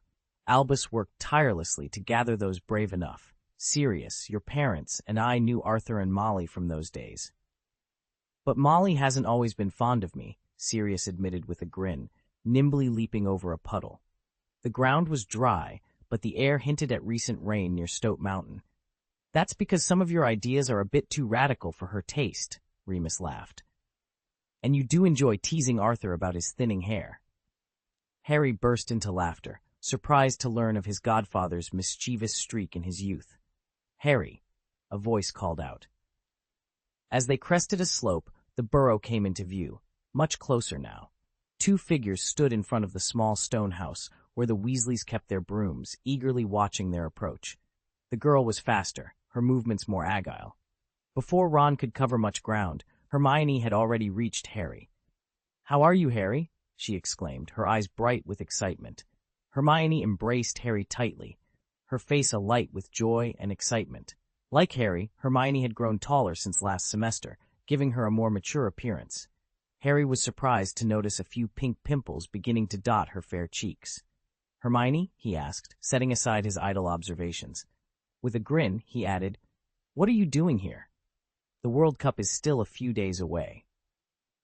Before the end of last semester, the trio had planned to watch the World Cup together, agreeing to meet at the Burrow. There were still several days until the finals, so Hermione's early arrival was unexpected. It's Black. Oh, I mean Sirius, Hermione exclaimed. Despite having run to meet Harry, she wasn't out of breath, a testament to her dedication to Professor Blaine's summer fitness regimen, which Harry had completely neglected. He wrote to me, saying you'd want me to celebrate your birthday with you, Hermione explained. Harry turned to Sirius, who was watching with a kind smile. You deserve a proper birthday, don't you? Sirius said softly, ruffling Harry's hair. Just then, Ron arrived, his cheeks flushed and glistening with sweat, panting heavily. Phew, now I see the value of Professor Blaine's gym class. Hermione, you run really fast. Oh, Harry, how have you been? Are the Muggles still treating you? Ron's words were cut short by Harry's nervous cough. Harry had smoothed things over with the Dursleys in front of Sirius and didn't want Ron's careless words to reveal the truth. Everything's been fine, hasn't it? Harry said quickly. From the thick white smoke billowing from the chimney, it was clear Mrs. Weasley was busy in the kitchen. After Hermione and Ron greeted Sirius and Remus, the group made their way to the burrow. "Hello, Crookshanks," Harry called as they passed the Weasley family's vegetable garden. The large ginger cat was leaping around, playfully chasing garden gnomes. Crookshanks meowed lazily at Harry and waved a paw in greeting. "Honestly, Hermione," Harry said seriously, "you should check if Crookshanks is an animagus. He's less cat-like than any cat I've ever seen." "At least he's good at catching mice," Sirius chuckled. "I survived on the mice he caught before Christmas last year." Ron opened the back door, ushering Harry and the others inside. The comforting aroma of smoke and spices filled the small, crowded room, wrapping Harry in a sense of homely warmth. "Oh dear, was the journey all right?" Mrs. Weasley asked as they walked through the living room. Harry glanced at the magical clock on the wall. All but Mr. Weasley's hand, which pointed to work, were set to home. Blinking in mild confusion, Harry was soon enveloped in Mrs. Weasley's warm embrace as she rushed out of the kitchen, spatula in hand. "Ahem, everything's fine, Mrs. Weasley," Harry gasped. "What a good boy," she exclaimed, cupping his cheek. Ron rolled his eyes, and Hermione stifled a giggle. "I had planned for Arthur to pick you up, but the ministry is so busy right now. Arthur couldn't get away, and Sirius insisted on coming himself, so I had to agree." "I'm Harry's godfather, Molly," Sirius said, his expression serious. "It's only natural for me to pick him up. I don't need anyone's permission." Mrs. Weasley raised an eyebrow, while Remus smiled at the exchange. At that moment, Atticus Blaine interjected, "Your scrambled eggs are getting burnt, Molly." "Oh, thanks for reminding me, Atticus," Molly Weasley replied warmly. Her demeanor towards Atticus was noticeably friendlier as she hurried towards the kitchen, calling out, "We can eat in a little while, Harry. Arthur promised he wouldn't miss your birthday dinner before he left this morning." "Ah, you're back already?" Harry began to say, intending to assure Mrs. Weasley that she didn't need to go to so much trouble for his birthday. Just then, footsteps echoed on the stairs behind them. Harry turned to see not Fred and George, but two young people he had never met before. Naturally, they too had the signature Weasley red hair. "Charlie and Bill," Ron chuckled inexplicably. "Surely you remember the stories about them from Hogwarts, don't you?" End of this chapter. Chapter 452. The Weasley Children. Just a moment before Ron mentioned the names of the two young men, Harry had already guessed who they were. As he passed by the living room, he noticed the magical wall clock, which indicated that these two individuals were at home. It was clear that Ron's jokes were a common occurrence in the household, as both Charlie and Bill merely curled their lips in mild exasperation before their expressions returned to normal. "How are you, Harry?" said the brother closest to him, grinning as he extended a large hand. Harry shook it, feeling the calluses and blisters on his fingers. This had to be Charlie, who studied dragons in Romania. Charlie was about the same size as the twins, a bit more robust and approachable than the beanpole-like Percy and Ron. He had a broad, weather-beaten face that exuded kindness, so heavily freckled it appeared almost brown-black. His arms were muscular, and one bore a large, shiny scar from a fire burn. Bill also shook Harry's hand. Harry was somewhat surprised by Bill's appearance. He knew Bill worked at Gringotts and had been head boy at school. Harry had imagined Bill as a slightly older version of Percy, strict about rules and fond of giving orders. But seeing him now, Bill looked, well, cool. He was the tallest of the brothers, with long hair tied into a ponytail and an earring with a small, fan-like charm. He wouldn't look out of place at a rock concert. It was impossible not to be intrigued. Harry had never interacted much with Charlie and Bill, and his strongest impressions of them came from stories Hagrid told when Atticus Blaine was still an investigator. He couldn't picture Bill and Charlie as wizards of the same caliber as Professor Blaine. Although Charlie and Bill were the oldest of Ron's siblings and had grown into their careers, they still possessed a youthful spirit that Harry could relate to. In contrast, Professor Blaine, when placed alongside Professor Dumbledore, exuded a calmness that made Harry feel at ease. "Well, if you're really curious, Harry," Bill said, noticing the curiosity on Harry's face. He tilted his head thoughtfully. "After dinner, I can find some time to tell you what it was like for Atticus to go to school." "It's really unbelievable," Sirius chimed in, having overheard Bill's offer. He considered Atticus Blaine's temperament today and frowned. He actually kept his head down in Slytherin for 5 years before revealing his true abilities. If it were today, those old pure-blood wizard families wouldn't dare trouble him. He'd probably burn down their houses, shops, and workshops overnight. "That's not necessarily true," Remus interjected with a laugh. "If you have enough gold, he'd still be willing to talk to you." "That's true," Sirius laughed, recalling a conversation he'd had in the old Black House the night he was captured by Atticus. Despite having Sirius now, Harry still held a special regard for Professor Blaine. It was a complex emotion, perhaps a shared sense of understanding. Moreover, Professor Blaine was a powerful wizard with a unique personality, much like Dumbledore, easily earning the admiration of others. Harry was eager to hear from Bill and Charlie about what Professor Blaine was like as a student at Hogwarts. However, he was still holding Hedwig's cage, and his suitcase was floating beside him. After exchanging pleasantries with the good-natured Weasley brothers, he, Ron, and Hermione continued on their way. As they began to carry boxes into Ron's room, Atticus Blaine, Ron, and Hermione had just rounded the first corner of the stairs when a sudden bang echoed from an upstairs room, nearly causing Atticus to lose his balance. He glanced at Ron and Hermione, who appeared unfazed, and blinked in confusion. Before he could voice his curiosity, a door on the second-floor landing swung open, revealing a face with eyes set beside a pair of horns, wearing an expression of impatience. Atticus paused his question and greeted the man. "Hello, Percy." "Oh, hello, Atticus," Percy replied, neither surprised nor pleased by Atticus's presence. He continued to glare upwards, clearly irritated. "I don't know who's making all that noise. You know, I'm trying to work here. I've got a report for the office, and there's been an accident. With all these people running around on the stairs, it's hard for me to concentrate." "We weren't making any noise," Ron retorted angrily. "We were just walking normally. Sorry if we're disturbing the Ministry's top secret." Another loud bang interrupted them, prompting Percy to abandon Atticus and rush upstairs, slamming the door behind him with force. Ron rolled his eyes and resumed leading Atticus up the stairs. Ron's room was just as Atticus remembered from his last visit, still adorned with posters of Ron's favorite Quidditch team, the Chudley Cannons.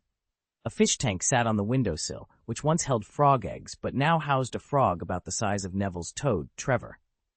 Ron's old pet rat, Scabbers, was gone, replaced by the little gray owl that had delivered Atticus's letter to Privet Drive. The owl, Pigwidgeon, seemed very excited to see Hedwig hovering outside the window, flapping against the cage in excitement. "Fred and George are bunking with us at night because Bill and Charlie took their room," Ron explained after they had stowed Atticus's belongings under the bed. "Percy insists on having a room to himself because he has to work." "What's going on with Fred and George?" Atticus asked, sitting on the edge of the bed, catching his breath. "Were they the ones causing the commotion just now?" "They've been up to something all summer, and no one knows what," Ron replied. Atticus then recounted his departure from the Dursleys, and Ron and Hermione had differing opinions on his decision to help them out of trouble. "You're wasting your time, Atticus," Ron said, pulling out a pack of shortbread from the bedside table. He opened it and shared some with Atticus and Hermione, chewing thoughtfully. "You shouldn't have stopped Sirius, Atticus. You should have let those muggles experience being locked in a cupboard so they'd remember it. And then let Sirius end up back in Azkaban?" Hermione interjected sarcastically. "Don't forget, Ron, the Ministry of Magic won't spare any wizard who uses magic to harm muggles." "That's not fair," Ron argued. "Look at Malfoy's father and Snape. They get away with it." "If you want to turn Sirius into someone like Lucius Malfoy, then I have nothing more to say," Hermione replied. Atticus was accustomed to Ron and Hermione's bickering and knew how to diffuse their arguments. He was about to tell them about his scar hurting over the summer when Ginny suddenly burst into the room. "Hello, Atticus. Happy birthday." Ginny, Ron's younger sister, had been infatuated with Atticus since his first visit to the burrow. "Oh, thanks," Atticus said, rising from the bed and smiling at Ginny. Noticing his sister's flushed cheeks, Ron shrugged. He crumpled the shortbread bag and tossed it out the window, clapping his hands together. "Let's go. Maybe we can help them set up. I just saw Sirius and the others preparing your birthday dinner in the yard." End of this chapter. Chapter 453. The Twins' Trouble. No way, the World Cup final is just around the corner. To ensure everything goes smoothly on the day of the match, the ministry dispatched a lot of people there. As a result, many tasks were left unattended. Before I came back, I helped Dirk with a big fight against the goblins, and then... Just a minute before 7 o'clock, Mr. Weasley finally rushed home, panting. He hurriedly untied his tie, gave Harry a warm hug, and said with a smile, "How was the journey, Harry? Did the Muggles give you any trouble?" "No, Mr. Weasley. You know, Muggles are eager to let me go," Harry replied. "Don't say that, Harry." Despite his exhaustion, Mr. Weasley perked up. "I know there have been some misunderstandings between you, but you are relatives, aren't you? I believe deep down, you must still care for each other." Harry didn't want to correct Mr. Weasley's misguided opinion, so he quickly joined the line to serve dishes. Ron's house didn't have a large enough space for 13 people to sit down for dinner, so the meal was held in the courtyard. The night sky of Ottery St. Catchpole was different from that of Hogwarts in London. It wasn't the beautiful, starry scene of Hogwarts, nor the murky black of London, but a clear, dark blue. 2 tables were pushed together, piled high with mussels, ham, pies, and salads. A huge cake, nearly as tall as a house elf, was Sirius's masterpiece, specially ordered from Diagon Alley. On the cake was a little Harry, with 14 written on the back of the jersey in red icing, flying around on a firebolt and chasing the snitch. Of course, this was the cake's original form. Now, it was beyond recognition. Harry leaned back in his chair, smiling lazily in the breeze, feeling utterly content. This was the second half of the dinner, and everyone had started to engage in their own activities. Hermione and Ginny ran to the side to feed Crookshanks, while Remus chatted with Bill and Charlie about England's disastrous defeat in the Quidditch World Cup this year. Percy excitedly told his parents about the attention he received at the ministry. Mr. Weasley smiled and said nothing, while Mrs. Weasley looked proud. Then, gentlemen and ladies, Fred and George exchanged glances, stood up simultaneously, took 2 steps back from the table, and saluted everyone from the grass. "Please allow us to say goodbye first. Our great cause awaits us." "What on earth are you doing in the room?" Ron withdrew his head from Cake Harry's crotch, wiping cream and jam off his face, and asked in confusion, "Non-stop all summer?" "None of your business, little fool," said Fred. "Concentrate on your food, Ronnie," George added, and with that, the 2 walked away shoulder to shoulder. "Oh, it's already this late?" Percy glanced at his watch and exclaimed, "I have to hurry back to my room to catch up on my report.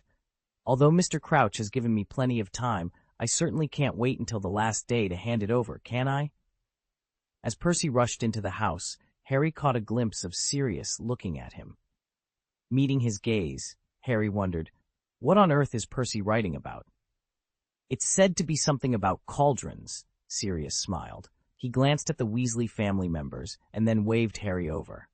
Harry immediately understood that Sirius had something important to discuss, and he followed Sirius to the broom closet of the Weasleys' house. Before he could ask why Sirius looked so serious, he suddenly heard footsteps approaching.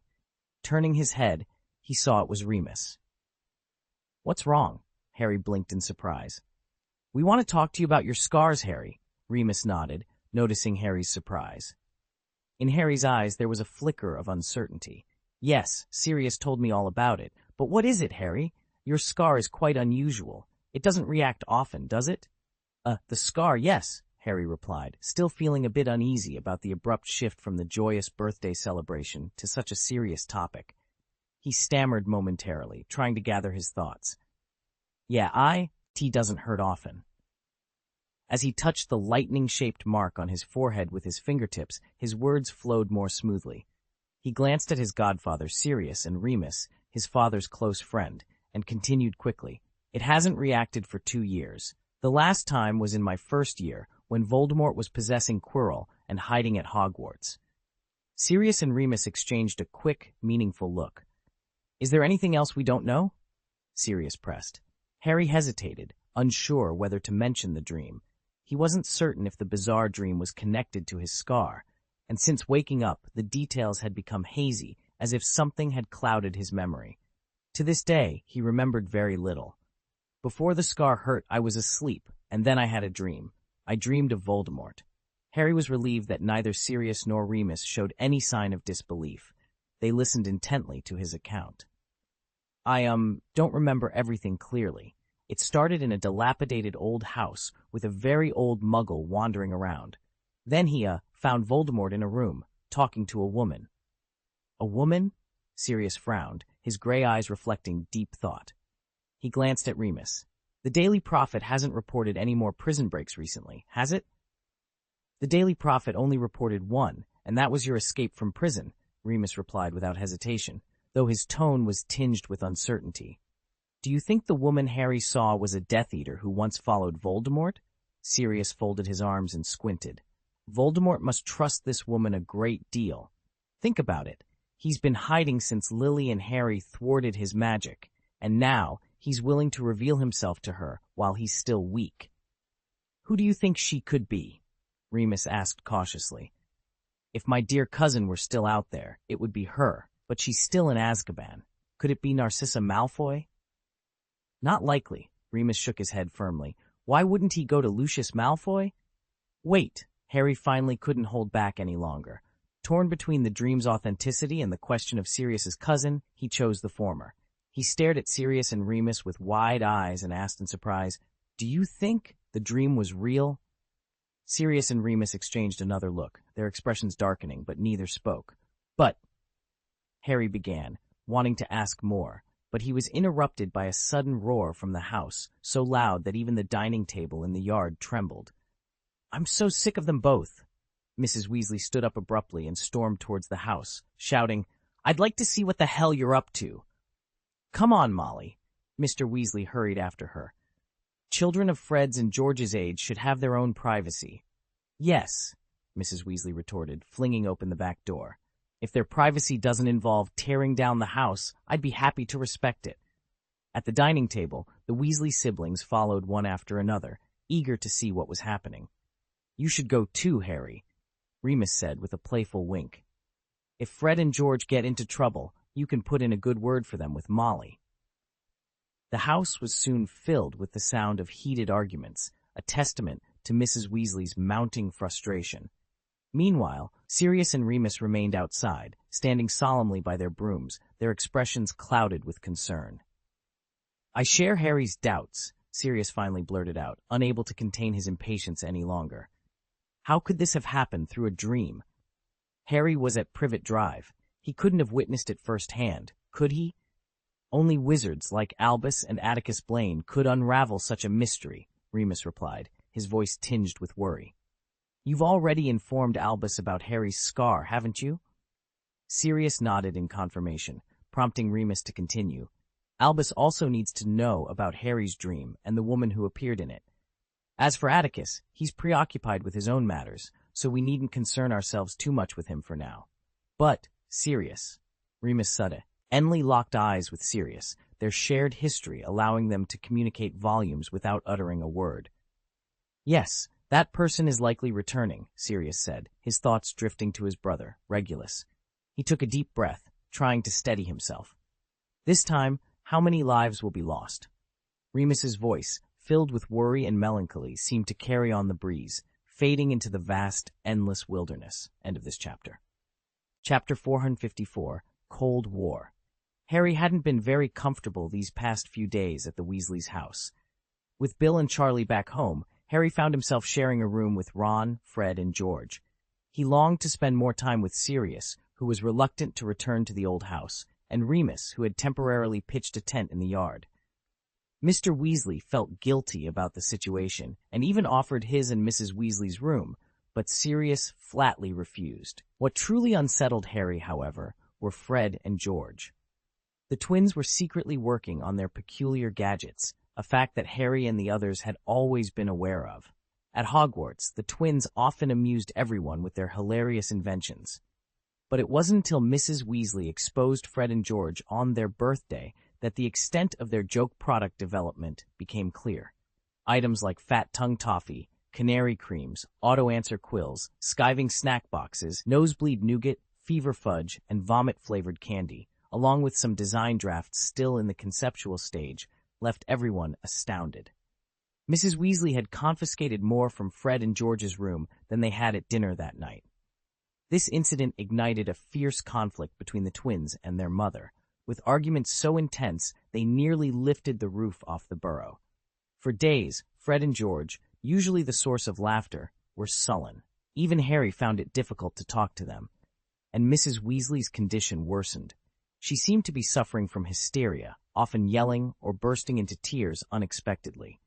It was reminiscent of Aunt Petunia's attempts to convince Dudley to lose weight at the start of summer vacation. The situation escalated when two owls arrived from Hogwarts one afternoon, delivering Fred and George's owl exam results. Mrs. Weasley might not have been so furious about their grades if it weren't for the joke products, but the report card, filled with glaring P's and only a few E's and A's, gave her another reason to rage. In front of Fred and George, she burned the confiscated joke products, despite everyone's attempts to dissuade her.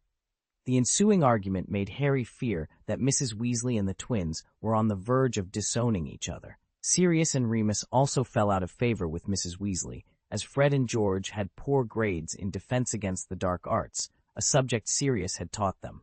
On a bright morning, the sun shone perfectly over the wilderness outside the village of Sankekipur, without making it too hot. Not many Weasley family members were home that day. Mr. Weasley and Percy were at work. Mrs. Weasley had gone to Diagon Alley for supplies, and Bill and Charlie had plans in London. On the green lawn outside, Harry and Ron were playing Quidditch. Harry had lent Ron his firebolt and was riding an old Cleansweep, which had been through a lot with the Humping Willow, but was restored by Professor Blaine's rejuvenation spell. Although the Cleansweep wasn't as agile or fast as it once was, it was still a better experience than the old shooting stars in the Weasleys' broom closet. Hermione and Ginny sat on the lawn, enjoying the breeze and watching the two boys play. The sky was alive with whispers and occasional snickers, as if the very air was filled with secrets. Suddenly, a loud boom echoed near noon, announcing the arrival of Sirius, who had been away since the previous afternoon. He apparated into the yard, and Harry, ever observant, noticed him immediately. He descended quickly from his perch and sprinted towards the yard, with Ron, Hermione, and Ginny following closely behind. "How did it go, Sirius? Did you meet with Professor Dumbledore?" Harry asked eagerly. Sirius, though travel-worn with disheveled hair, appeared to be in good spirits. He paused, glancing at the group gathered around Harry before responding. "I think I heard my mother's voice," Ginny interjected after a brief silence. "I'll go help her," she added, hurrying away with a slightly embarrassed look. Harry had already confided in Hermione and Ron about his scar, so there was no need for secrecy. "I did," Sirius replied, slightly out of breath. "Dumbledore was busy finding a new Defense Against the Dark Arts professor. He returned early this morning, and we discussed your dreams over breakfast in the Great Hall." "What did Professor Dumbledore say? Does he think the dream was real?" Harry pressed urgently. "And who is the new professor?" Hermione inquired with keen interest. "I'll get to your question in a moment, Hermione. Let's focus on Harry first," Sirius said, nodding at her before turning his attention back to Harry. "Yes, Dumbledore believes your dream might be a real event."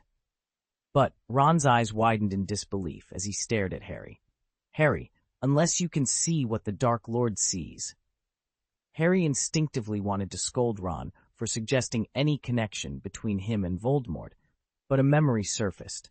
At the end of their second year, after emerging from the Chamber of Secrets, Professor Dumbledore had privately explained to him that when Voldemort had scarred him, he had inadvertently transferred some of his powers to Harry. Ron's speculation wasn't entirely unfounded. Sirius noticed the conflict in Harry's silence and offered reassurance. It's just a possibility, Harry. It might not be as serious as you think. The idea that Voldemort had appeared and killed a Muggle and that Harry had witnessed it from Privet Drive was indeed alarming. Yet, Sirius continued, when I told Dumbledore about you, Harry, he seemed calm and only slightly surprised. There wasn't much worry in his expression. You know, Harry, if Dumbledore isn't worried, then perhaps you shouldn't be either.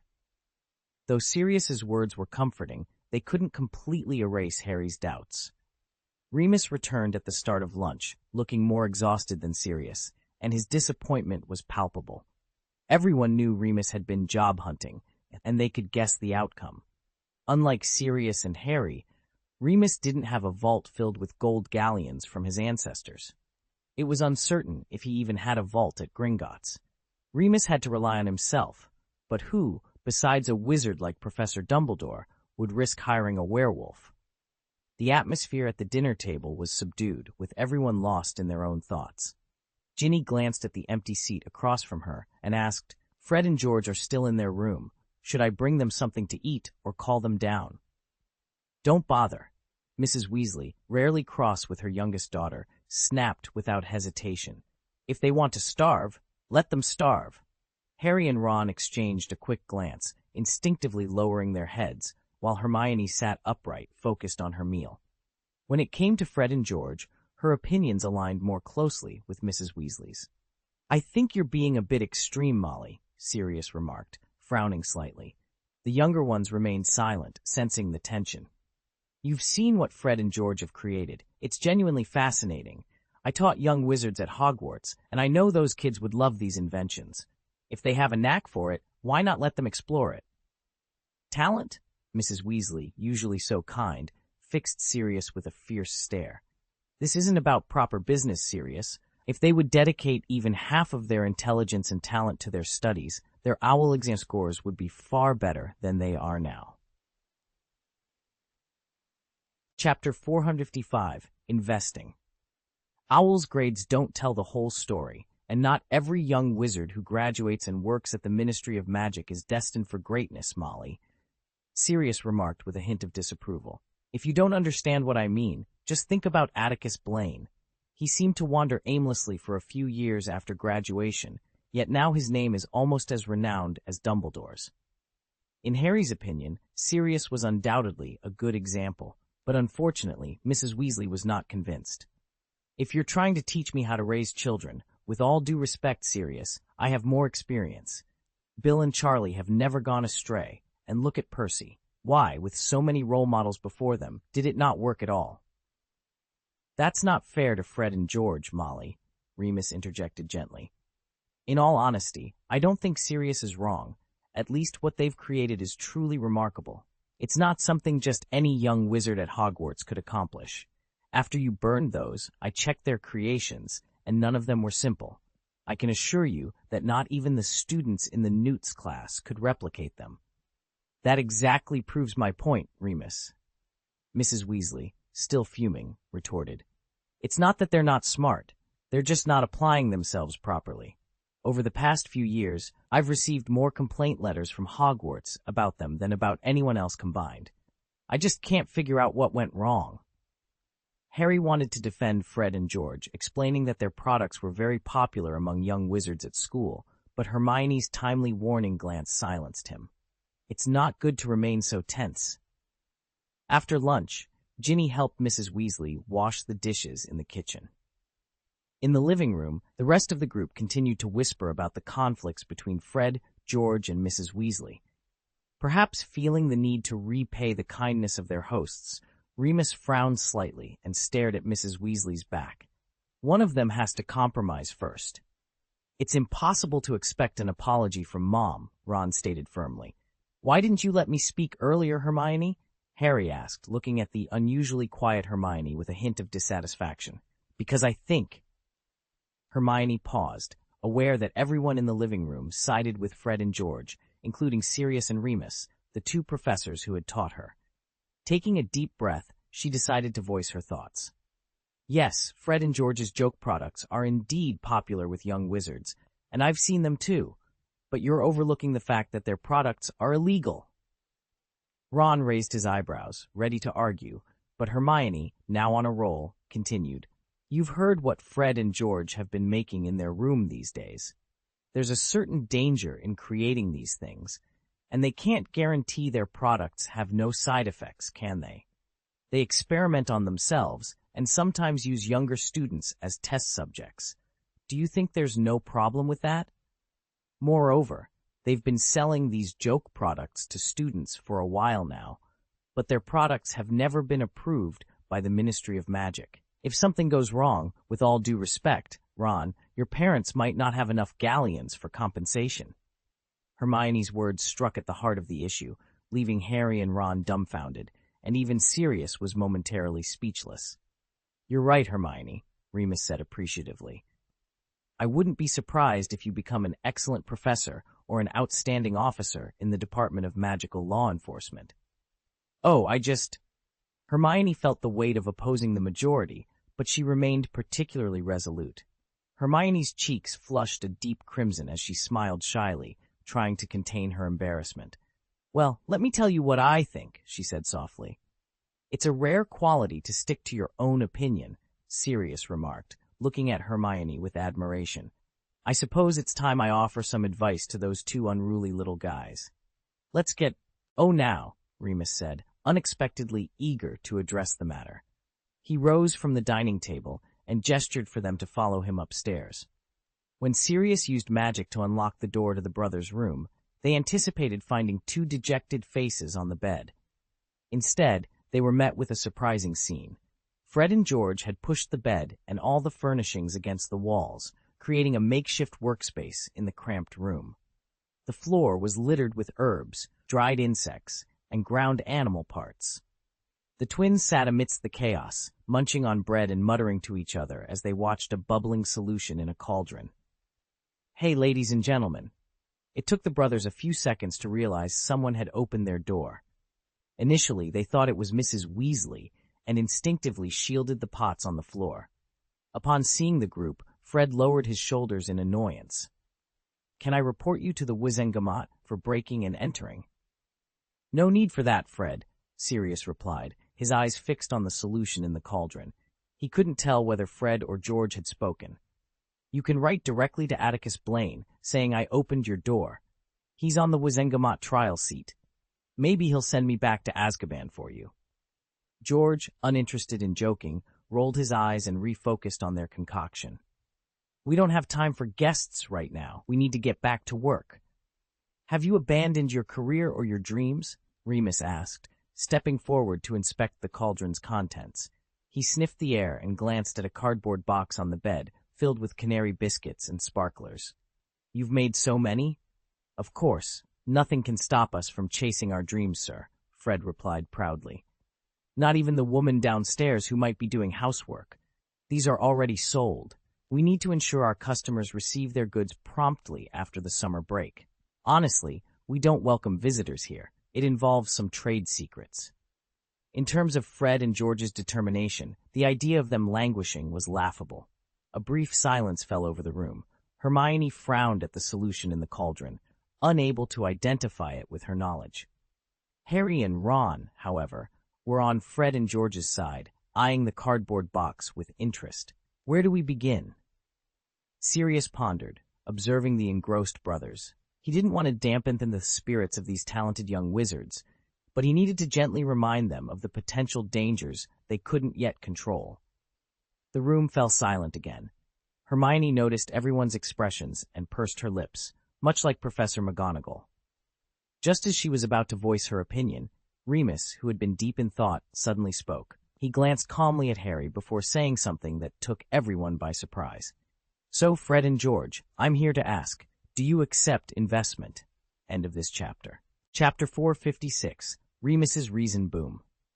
An unexpected explosion erupted, sending a powerful gust of wind through the room, knocking Fred and George off their feet. Everyone else staggered backward, struggling to maintain their balance as debris scattered across the floor. The chaos was triggered by Remus's unexpected words, causing Fred and George to lose control of their magic once again. Fortunately, They had learned from past mistakes and managed to contain the explosion within the room. As the dust settled and everyone regained their footing, Hermione shot an angry glare at Harry and Ron. The two young wizards immediately understood her unspoken reprimand and sheepishly ducked their heads. Fred, brushing vegetable leaves from his hair, glared at Remus with frustration. If Remus hadn't been his professor, Fred might have been tempted to curse. After all, Mrs. Weasley had always emphasized the importance of their products, and their funds were already stretched thin to ensure delivery.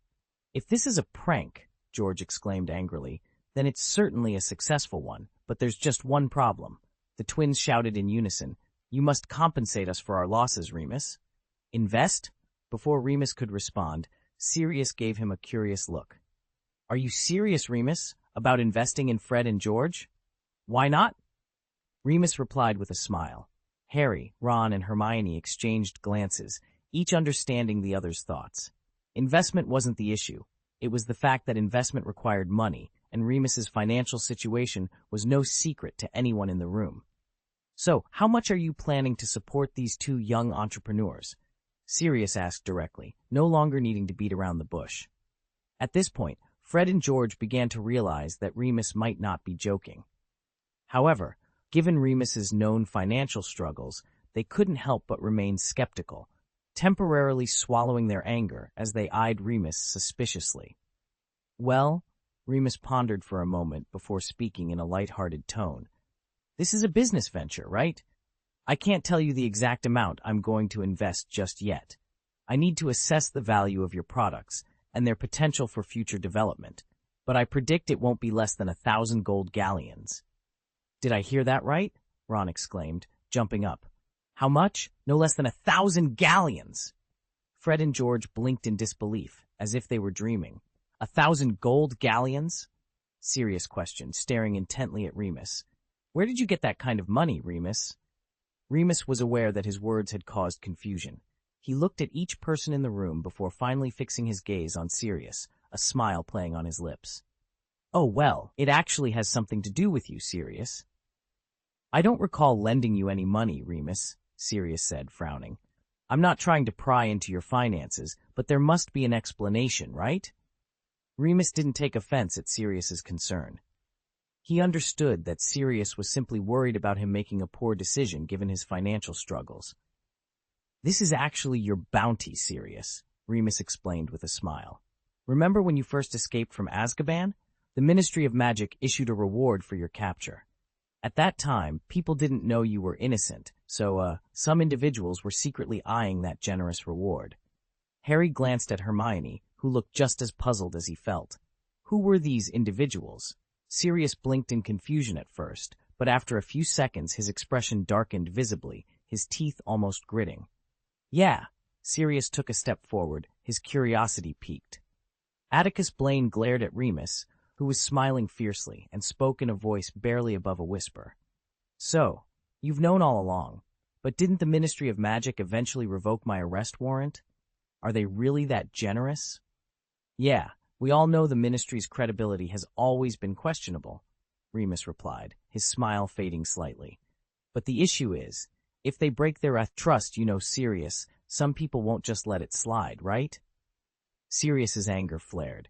"Oh, well, Remus, I should be counted on." Though they never mentioned the person's name, the context was clear enough that even Neville could guess who they were discussing. Atticus Blaine and Remus had teamed up to pursue Sirius, and after succeeding, they shared the bounty on Sirius's head. The thought of it seemed almost comical. Harry, Ron, and Hermione held their breath, their shoulders twitching slightly with suppressed laughter. Ron glanced at Fred and George, whose eyes shone with a brightness that could only be described as lightly envious. "Well, Remus, it's your money. You decide," Sirius said, stepping back and crossing his arms with a pout. Yet, under the dissatisfied glares of Fred and George, he couldn't help but ask, "But why invest in these two little guys? Sure, what they make is interesting, but Remus, this gold is more precious to you, isn't it?" Remus understood that Sirius was subtly reminding him of the wizarding world's continued prejudice against werewolves, making it difficult for him to find a job. He should be cautious with his wealth instead of investing it in the two young entrepreneurs. As you can probably tell, Sirius, my morning interview failed again, Remus said, his smile fading into a calm expression. Yes, I have some gold, but I can't rely on it for my future. It will be spent sooner or later. I need to find a stable job to support myself. I believe in Fred and George's joke products, and they need support and guidance right now. It's an opportunity for them, honestly. Remus took a deep breath, his face turning slightly bitter. Except for Fred and George, others might not be willing to accept investment from a werewolf. Oh, I suppose you really would? Fred and George exchanged glances, and in the next moment, their expressions turned fervent as they both jumped up. Are you kidding me? Of course we would, Fred exclaimed. Who cares about that, dear Remus? Fred grabbed Remus's arm, pulling him to sit on the edge of the bed, and stared at him eagerly.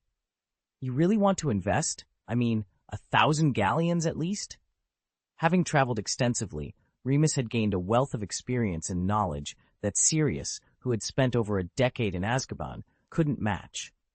When it came to business, Remus was no novice.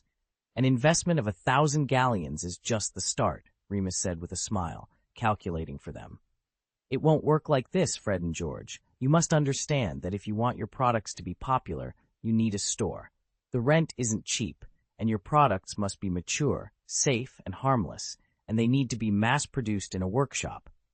We've considered the store, George said excitedly. We've even thought of a name. Weasley's Wizard Wheezes.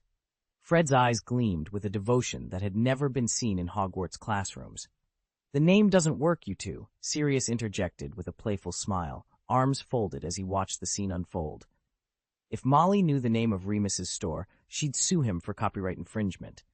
Oh, Mom, I forgot about that, Fred admitted sheepishly. Fred patted his forehead in distress. If Mrs. Weasley found out that not only had they not held back, but had actually intensified their antics, their mother-child relationship might truly be at risk. End of this chapter. Chapter 457, True Purpose. The matter of the store name can be discussed later, Remus began, steering the conversation with ease. As I mentioned earlier, we need a shop and workshop to mass-produce harmless joke products that can be approved by the Ministry of Magic. My suggestion is to open a shop in Hogsmeade. It's the most popular place in the UK, the only village inhabited solely by wizards, and it's very close to Hogwarts. Most importantly, the rent there is much cheaper than in Diagon Alley, and hiring the villagers is more cost-effective than regular employees. I will handle the store's operations and the workshop's management, while your task, Remus paused for emphasis, is to study hard at Hogwarts. What does that have to do with anything?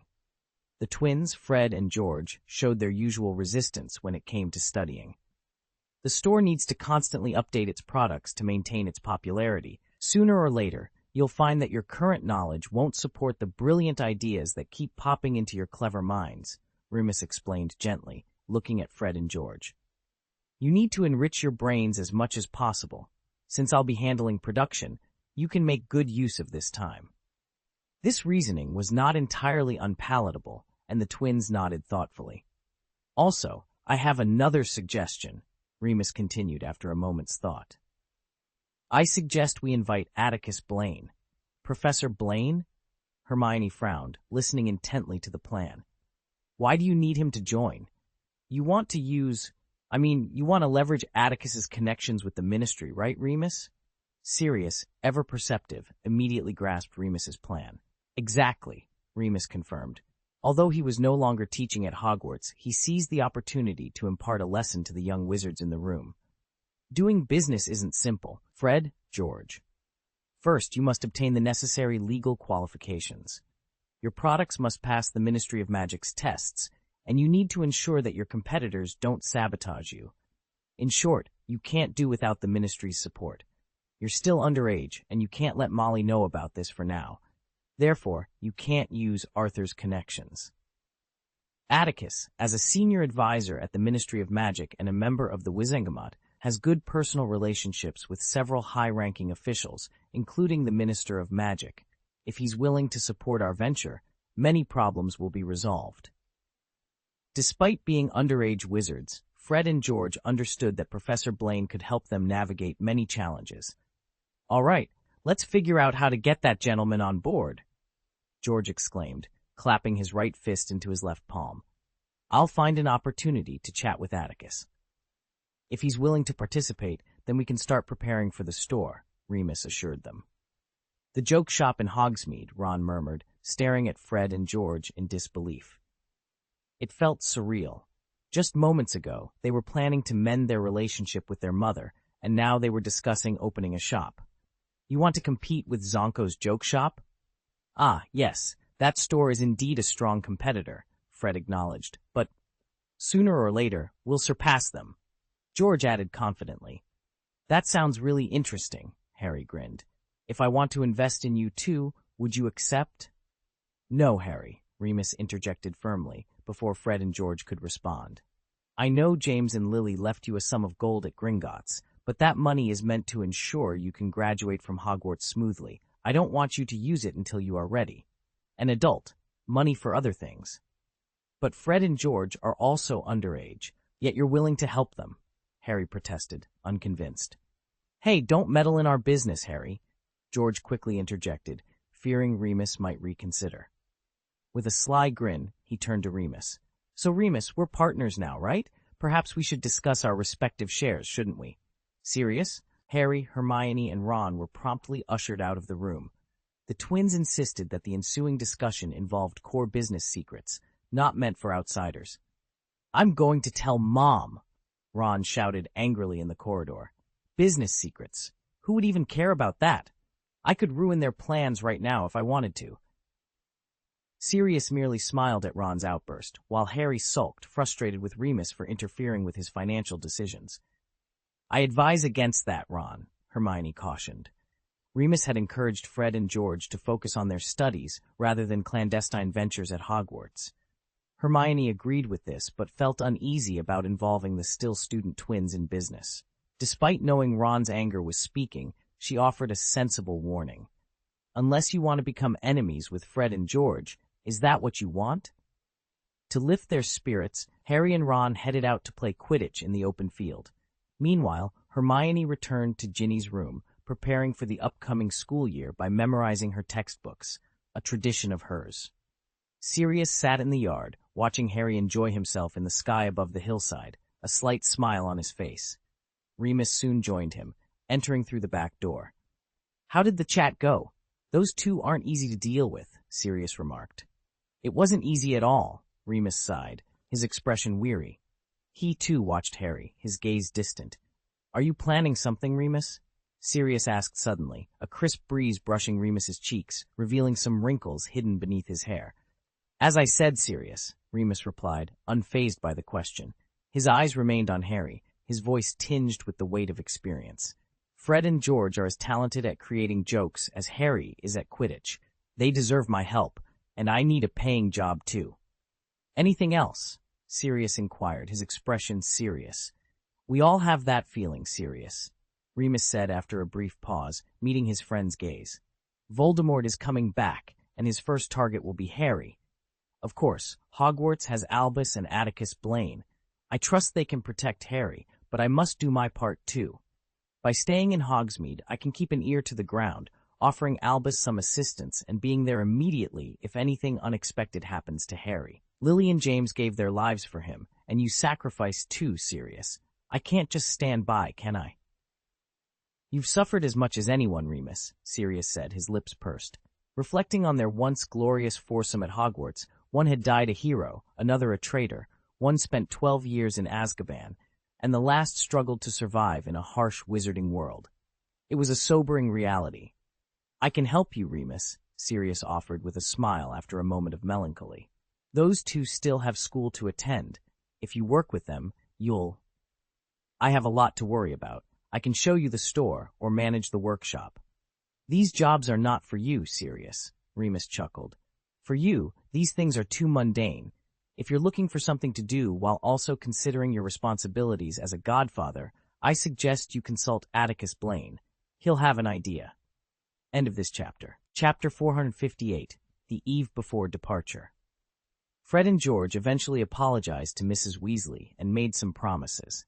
This wasn't because they had a profound realization of their mistakes, and decided to change their ways, but rather it was a condition set by Remus when he reached an agreement with them. Regardless, the atmosphere in the family improved significantly. On the first night, the sky over the village of Ottery St. Catchpole was a clear blue, with stars obscured by the bright moonlight. A cool evening breeze swept through the endless wilderness, causing the knee-high green grass to sway like undulating waves. Despite having lived here for over half a month, Harry was still captivated by the leisurely and cozy scenery. He stood at the window, gazing at the view for a long time until Hermione and Ginny returned from their run. Only then did he slowly look away. The room was a mess. Harry and Ron's summer homework, clothes, and shoes were scattered everywhere. Ron was attempting to pack his luggage. Although there was still some time before school started, they were unsure how long the Quidditch World Cup would last. If it went on for a whole week like last time, it would be too late to pack then. "They're back," Harry said casually, carefully folding his Gryffindor uniform into neat squares. "Who?" Ron, lost in thought, didn't immediately catch on. It took him several seconds to realize who Harry was referring to. "It's so boring," Ron grumbled, crumpling several pairs of socks and stuffing them into the box with a sullen expression. "I don't understand why they still do this during the summer vacation." "Because Professor Blaine's order is that you need to run for half an hour every day," Harry explained. "Hermione is the teaching assistant for this class, and she wants to be the best. That's why I'm bored. I don't see the point in training by running and dodging dung eggs." Yes, Professor Blaine is indeed impressive. There's no doubt he's a powerful guy, but here's the problem, Harry. Great people are always a little weird, like Dumbledore. Harry didn't respond. Ron's statement wasn't entirely accurate. Most of the young wizards who persisted with the course had already recognized the value of their training. Professor Blaine likely wanted them to practice dodging curses as they would dodge dung eggs.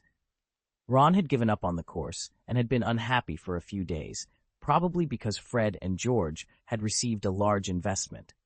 Ron was always sensitive about money matters, and both Harry and Hermione knew that. They understood it wasn't fair to judge him, as they might feel even more irritated in his shoes. However, neither Harry nor Hermione knew how to persuade Ron, so whenever they encountered this situation, they would change the subject or remain silent.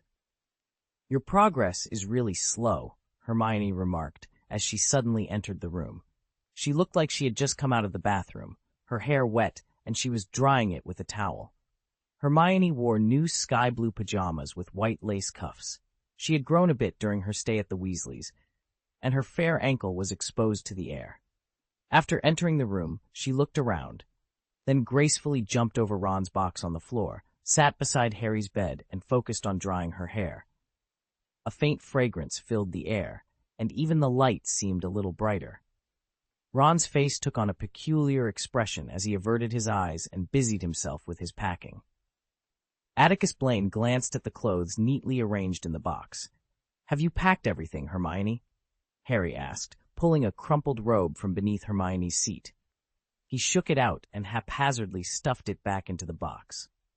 "While you were busy trying to find out what's happening at Hogwarts next term from Sirius and Remus this afternoon, I went ahead and tidied up," Hermione replied. "Oh, why aren't you curious at all?" Ron, who had regained some of his composure, was no longer as flushed, but still avoided looking directly at Hermione. Instead, he busied himself at the desk, organizing his homework while casting sidelong glances at her. "Last summer, Percy tried to tease us into asking about it, but when we did, he just droned on about Ministry of Magic regulations. I don't see why there's any need for secrecy, do you? It's probably just the three of us." "Ginny doesn't know either. I asked her, and she didn't hear anything from Fred or George," Hermione said, stretching. Her developing figure, energized by constant activity, was like a budding flower. "If they wanted to tell us, they would have by now, Ron. I'm more curious about who the Defense Against the Dark Arts professor will be next year. Sirius was about to tell us, but then we got sidetracked discussing Harry's scar, and he forgot." "If it weren't for that insufferable Parkinson," Harry exclaimed indignantly, "Sirius would still be teaching that class." "It's probably for the best, mate," Ron said, unable to bear the stifling heat of the room. He moved to the open window, taking deep breaths of fresh air. Look at Quirrell, Lockhart, and Remus. Each had their share of bad luck. Only Professor Blaine was an exception, but you can't compare anyone to him. At least Sirius is safe now. He hasn't been sent to Azkaban or St. Mungo's. He's alive and well, ready to go to the World Cup with us, and that's good enough. Ron's insight was sometimes surprising, and after considering his words, Harry realized he had little to complain about. Whoever ends up teaching that class, I just hope they aren't one of Voldemort's minions, Harry said worriedly. Why do you think that, Harry? Ron asked, his voice tinged with the unease that still accompanied the mention of Voldemort's name. Raised in a magical family, Ron's reaction was instinctive, as if someone had poured ice water down his neck. Hermione, who had grown up in the Muggle world, was less affected, but she still straightened in surprise at Harry's words. Sirius and Remus warned me not to sneak into the Forbidden Forest this semester or use the secret passage when Hogsmeade is closed, Harry said gloomily. My dreams must have made them think Voldemort is plotting something, and it's likely related to me. But you have to admit it's a possibility, don't you? Harry, I think Sirius and Remus are right. We need to be more cautious. And you should start training again in Professor Blaine's PE class.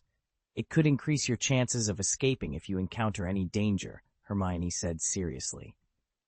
Oh, you're just worrying too much, Hermione, Ron said dismissively, turning away from the window. Even if the Dark Lord is plotting against you, Harry, he can't just waltz into Hogwarts, can he?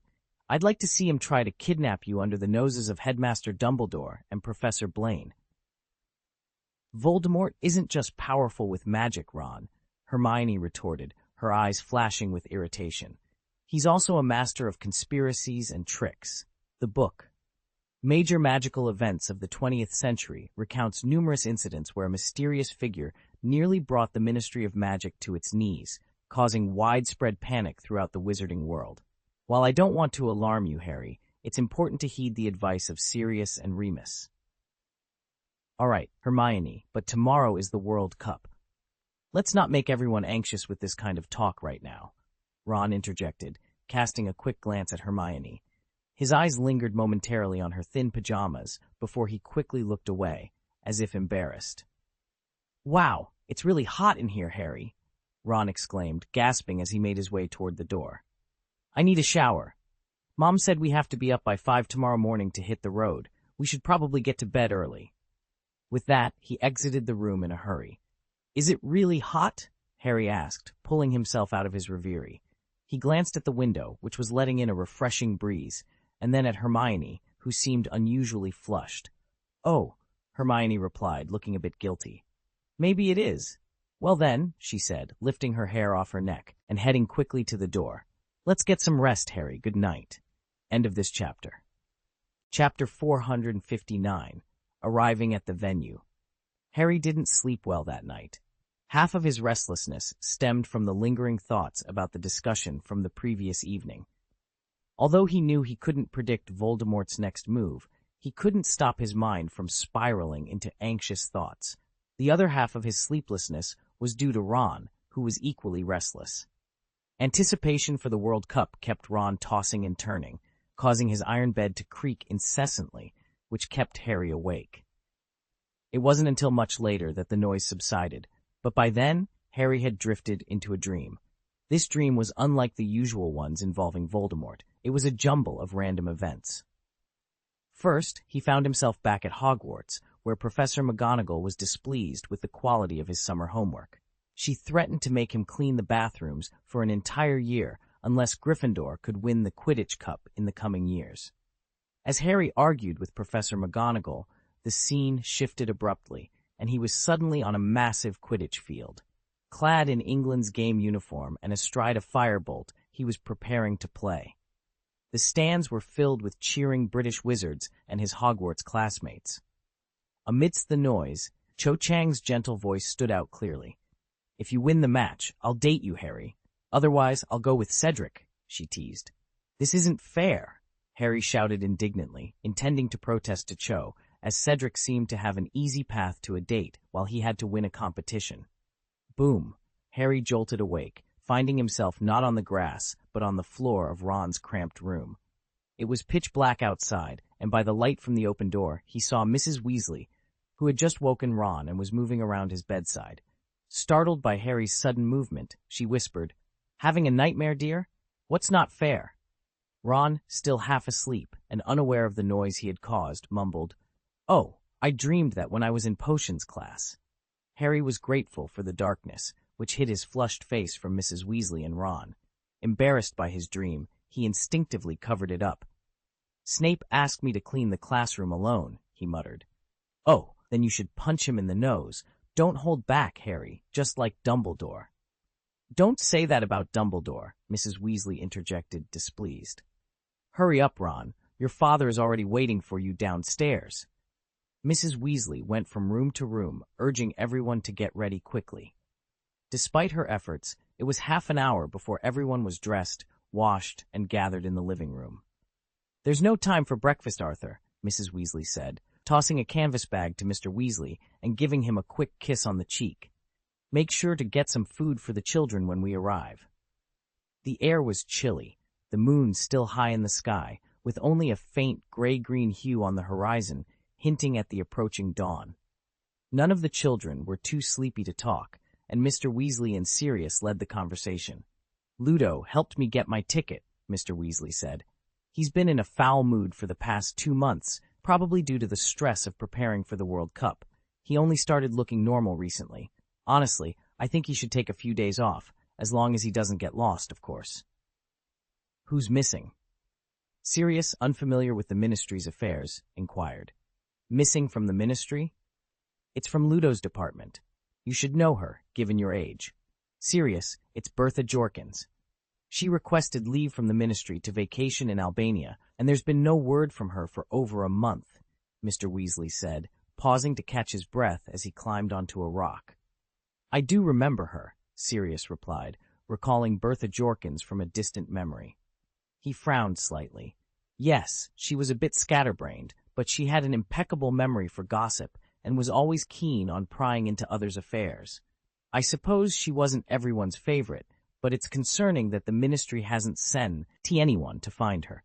Albania isn't exactly a safe place. "I think I've heard the name before," Harry said, frowning as he tried to recall, "but I can't remember where." "Maybe Percy mentioned her when he talked about old Barty," Mr. Weasley suggested casually. "Bertha used to work for Barty, but it's not surprising she ended up under Ludo. She switched departments frequently and never stayed in one place for long." Sirius and Remus soon drifted into a conversation about other matters, while Harry continued to ponder Bertha Jorkins. He was certain he hadn't heard about her from Percy, but he couldn't quite place where he had. His intuition urged him to keep thinking about it. Climbing a mountain at night was no easy task. Whether it was stumbling over a hidden rabbit hole or slipping on the dark, damp grass, Mr. Weasley and Sirius soon found themselves out of breath and unable to speak, focusing instead on the path ahead. In contrast, Harry, Hermione, Ginny, and the twins maintained a steady pace, their breathing even, allowing them to unconsciously outpace the others. When Harry reached the mountain's summit and gazed at the rising sun, Mr. Weasley and the others were still hundreds of feet behind. "Oh, boys, you really amaze me," Mr. Weasley said, finally reaching the top, wiping his foggy glasses and panting. "Have you had professional mountain climbing training?" "It's Atticus's physical education class," Sirius replied with a smile, wiping the sweat from his brow. "These youngsters have been undergoing Atticus's physical training." "Really?" Mr. Weasley said, clearly surprised. He then noticed his youngest son, Ron, looking equally exhausted and out of breath. "What's the matter with you, Ron? You don't skip this class often, do you?" "No, Dad," Ron replied, bowing his head guiltily. "I don't think you dare skip Atticus's class," Mr. Weasley chuckled. "You should train more." Everyone, except Mr. Weasley, knew that Ron had dropped the subject long ago, but no one wanted to embarrass him by revealing the truth. Harry had anticipated running into a Hogwarts classmate at the World Cup, but he hadn't expected to meet one before even leaving. He wasn't particularly thrilled to see Cedric and his father. Harry had been curious about Cedric's father, as his name was similar to Professor Blaine's, differing by just one syllable. However, when Mr. Diggory, a colleague of Mr. Weasley, approached with a red face and a short brown beard, Harry's enthusiasm waned. Mr. Diggory was eager to boast about Cedric's achievements, even bringing up the game Harry lost last semester due to the Dementors, and Cedric's outstanding performance in Professor Blaine's physical education class. While Cedric did excel, everyone knew the truth. If the Dementors hadn't disrupted the game, the outcome might have been different. In Blaine's class, Cedric's success was partly due to his age and size advantage. They left Stoat Mountain via the portkey. Atticus Blaine arrived in an instant at the location where the Quidditch final was to be held. This was Harry's first experience using a portkey. Previously, he had traveled by apparition with Professor Brain, used flue powder at Mr. Weasley's house, and taken the night bus twice. Among these magical modes of transportation, it was difficult to determine which was the most unpleasant. It wasn't until he parted ways with Cedric's family and ventured into the misty swamps that Harry felt a sense of exhilaration. As they emerged from the fog and entered the area designated for spectators, everyone was left breathless. Mr. Weasley, anticipating the awe of the young wizards, spread his arms wide, a proud smile lighting up his face. "What do you think, little ones? This is the result of more than half a year's work by the Ministry of Magic." End of this chapter. Chapter 460, The Magical World. Harry had no time to pay attention to Mr. Weasley's enthusiastic display. His eyes widened in astonishment as he gazed at the expansive lawn before him. Thousands of neatly arranged tents stretched out in dozens of rows, reaching all the way to the edge of the distant forest. Most of these tents appeared ordinary, as their owners had taken great care to make them resemble Muggle tents, avoiding unwanted attention. However, some had gone a bit overboard, adding unnecessary features like chimneys, bell ropes, or weather vanes, making them look rather peculiar. As the tents neared the forest's border, they became increasingly unique, many showcasing distinct regional characteristics or magical styles at first glance. The area buzzed with activity, and the attire of the wizards milling about was clearly not British. Harry overheard at least 3 different languages being spoken. Besides the spectators gathered to watch the game, numerous vendors were doing brisk business. Many pushed carts reminiscent of those used by the old ladies selling pies and chocolates on the Hogwarts Express, their voices ringing out as they hawked their wares. "That's amazing, Arthur," Sirius exclaimed with genuine admiration. "The Ministry of Magic has outdone itself this time. You've practically built a city here. By the way, have you counted how many people are here to watch the game?" "When I got the tickets from Ludona, he mentioned that around 10,000 tickets had been sold," Mr. Weasley replied. "I doubt anyone who got a ticket would miss this, so I think it's safe to say there are at least 10,000 people here." 10,000 people. Even the Weasley children, who had grown up in the wizarding world, were left speechless. "I never imagined there were so many wizards," Harry said, dazed. "The wizarding world is much larger than just Hogwarts, children," Mr. Weasley said with a smile. He glanced at the sun, now fully risen above the horizon, and clapped his hands. "Come on, boys, the game starts tonight, and we have the whole day to explore. First, we need to pitch the tent and light the fire, all in the Muggle way, as required by the Ministry of Magic."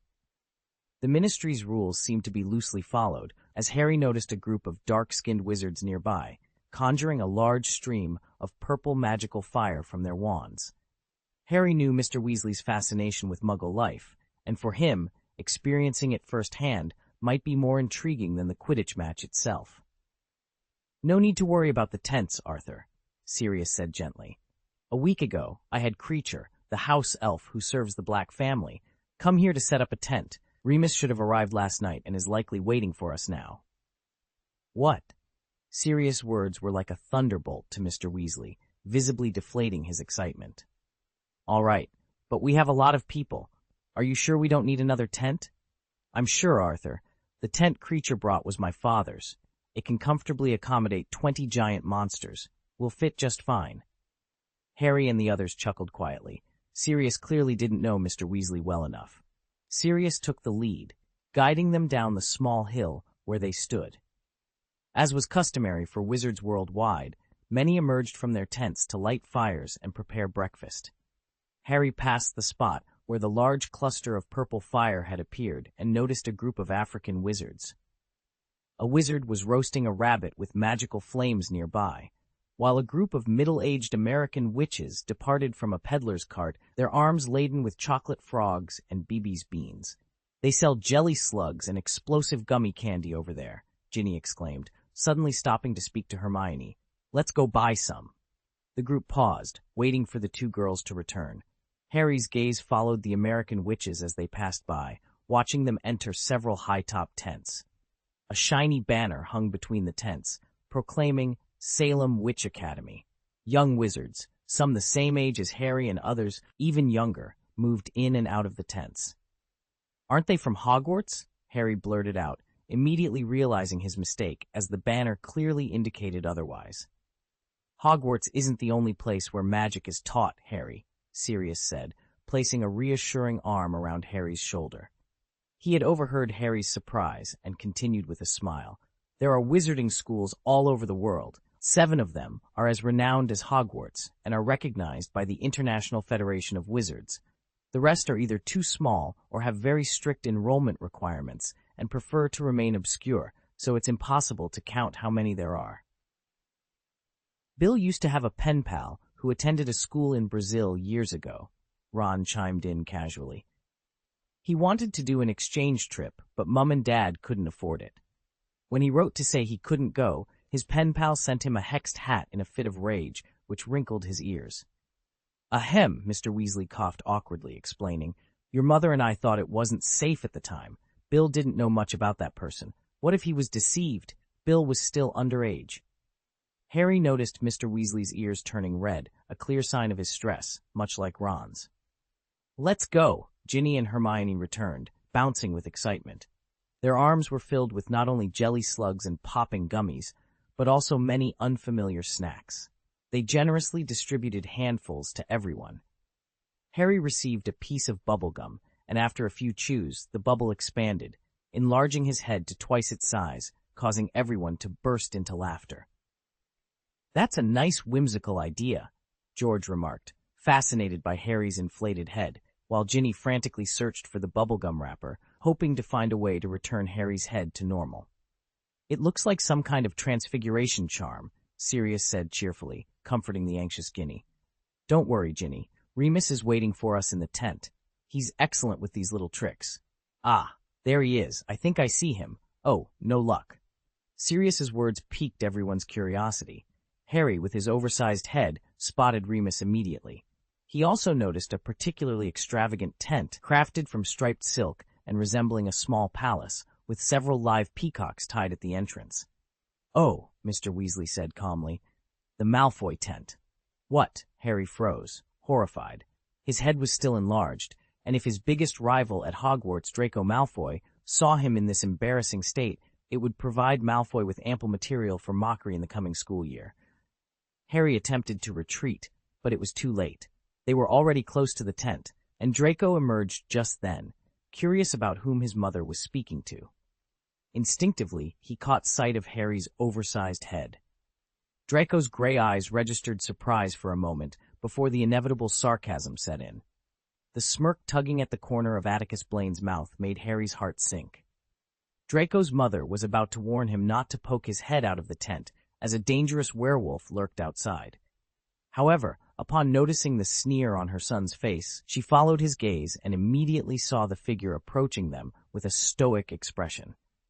It was Sirius. Her already cold demeanor turned even more rigid. End of this chapter.